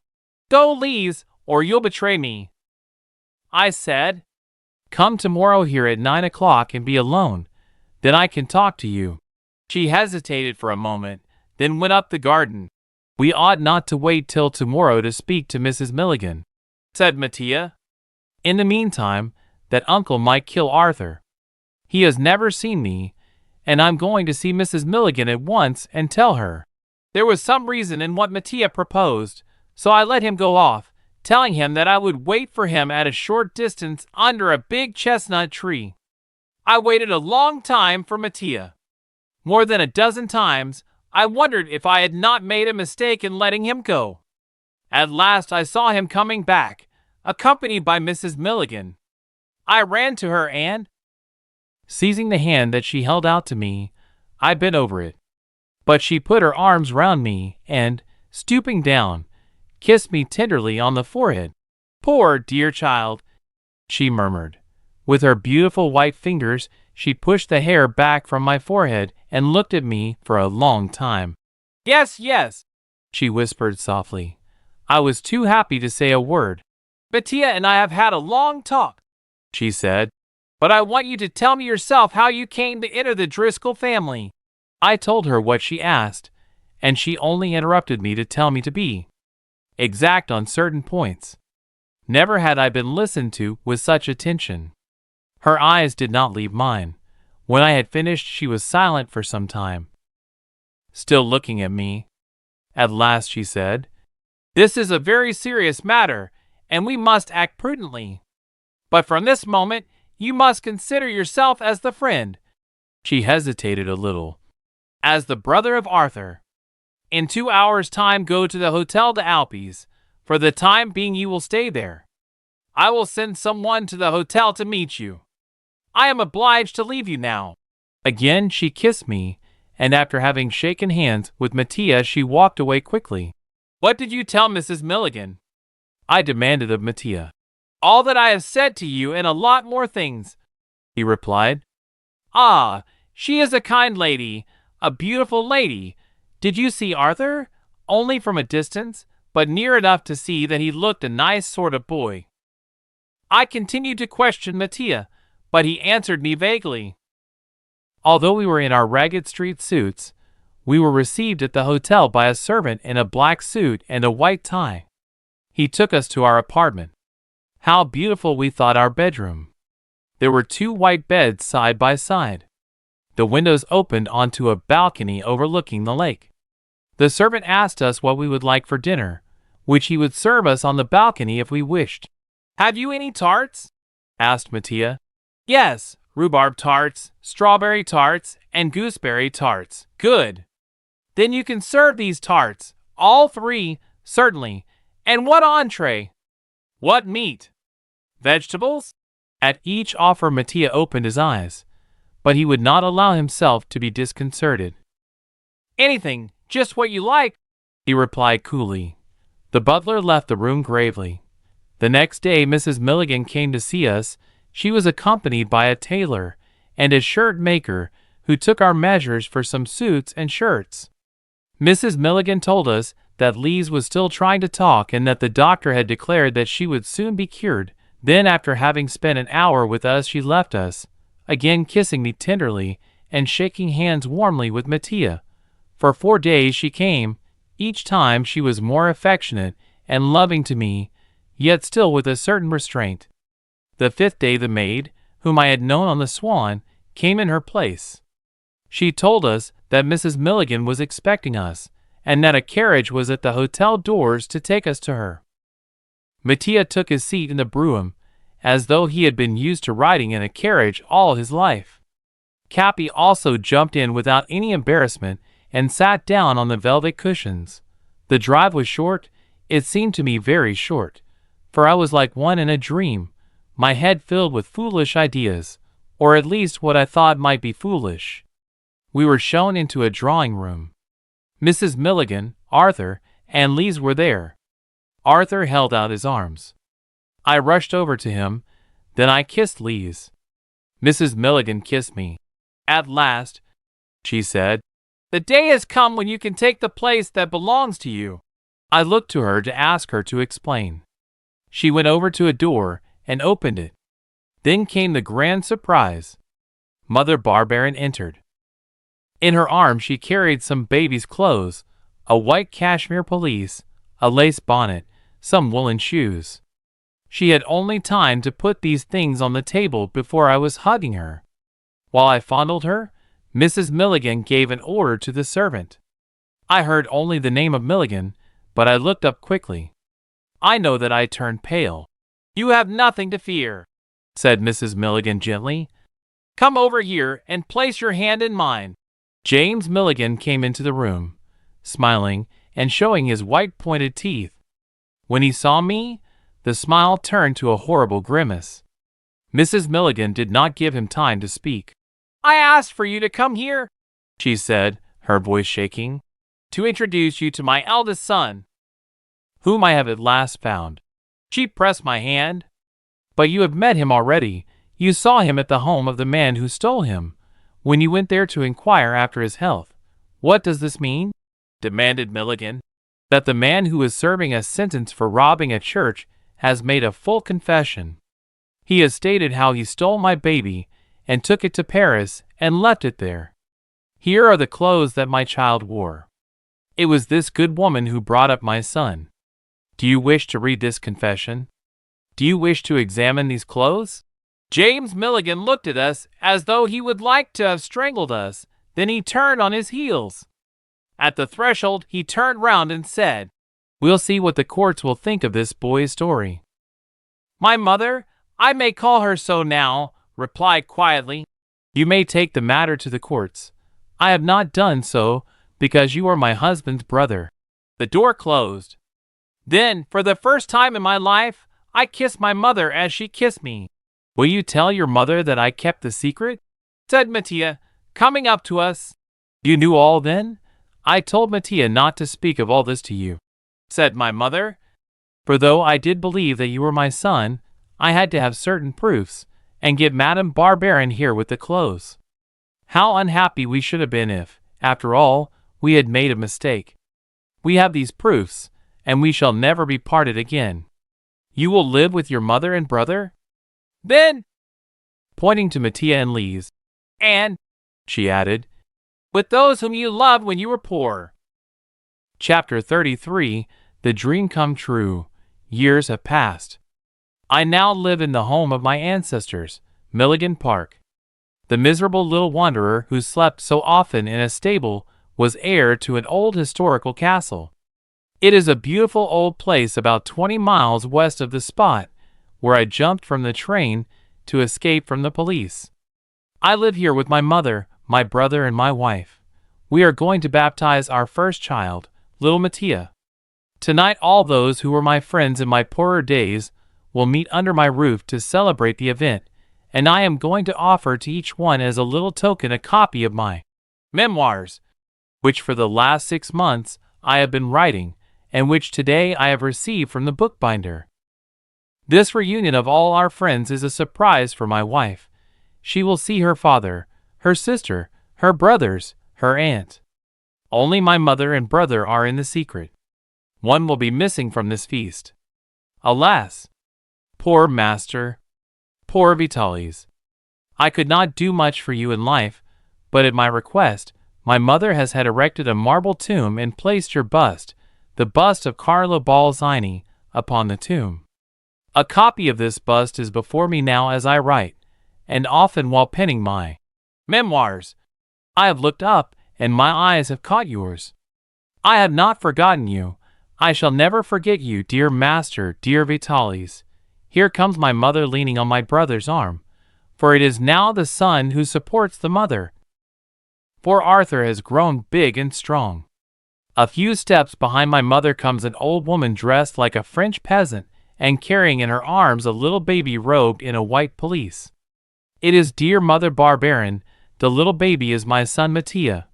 Arthur brings me a copy of the Times and points to a correspondence from Vienna which states that Mattia, the great musician, has completed his series of concerts, and that, in spite of his tremendous success in Vienna, he is returning to England to keep an engagement which cannot be broken. I did not need to read the article for, although all the world now calls Mattia the Chopin of the violin, I have watched him develop and grow.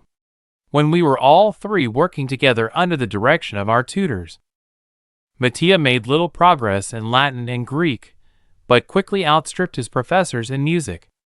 Espinassas, the barber musician of Mendez, had been right. A footman brings me a telegram. Tea very rough. Alas!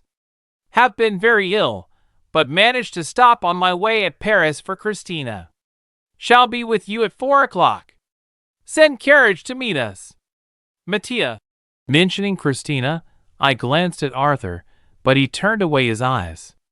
I knew that Arthur loved Mattia's little sister, and I knew that in time, although not just yet, my mother would become reconciled to the match. Birth was not everything. She had not opposed my marriage, and later, when she saw that it was for Arthur's happiness, she would not oppose his. Lise comes down the gallery, my beautiful wife. She passes her arm round my mother's neck. Mother dear, she said, there is some secret afoot, and I believe that you are in the plot. I know if it is a surprise and you are in it, it is something for our happiness, but I am none the less curious. Come, Lise, you shall have the surprise now, I said, as I heard the sound of carriage wheels on the gravel outside. One by one our guests arrive, and Lise and I stand in the hall to welcome them.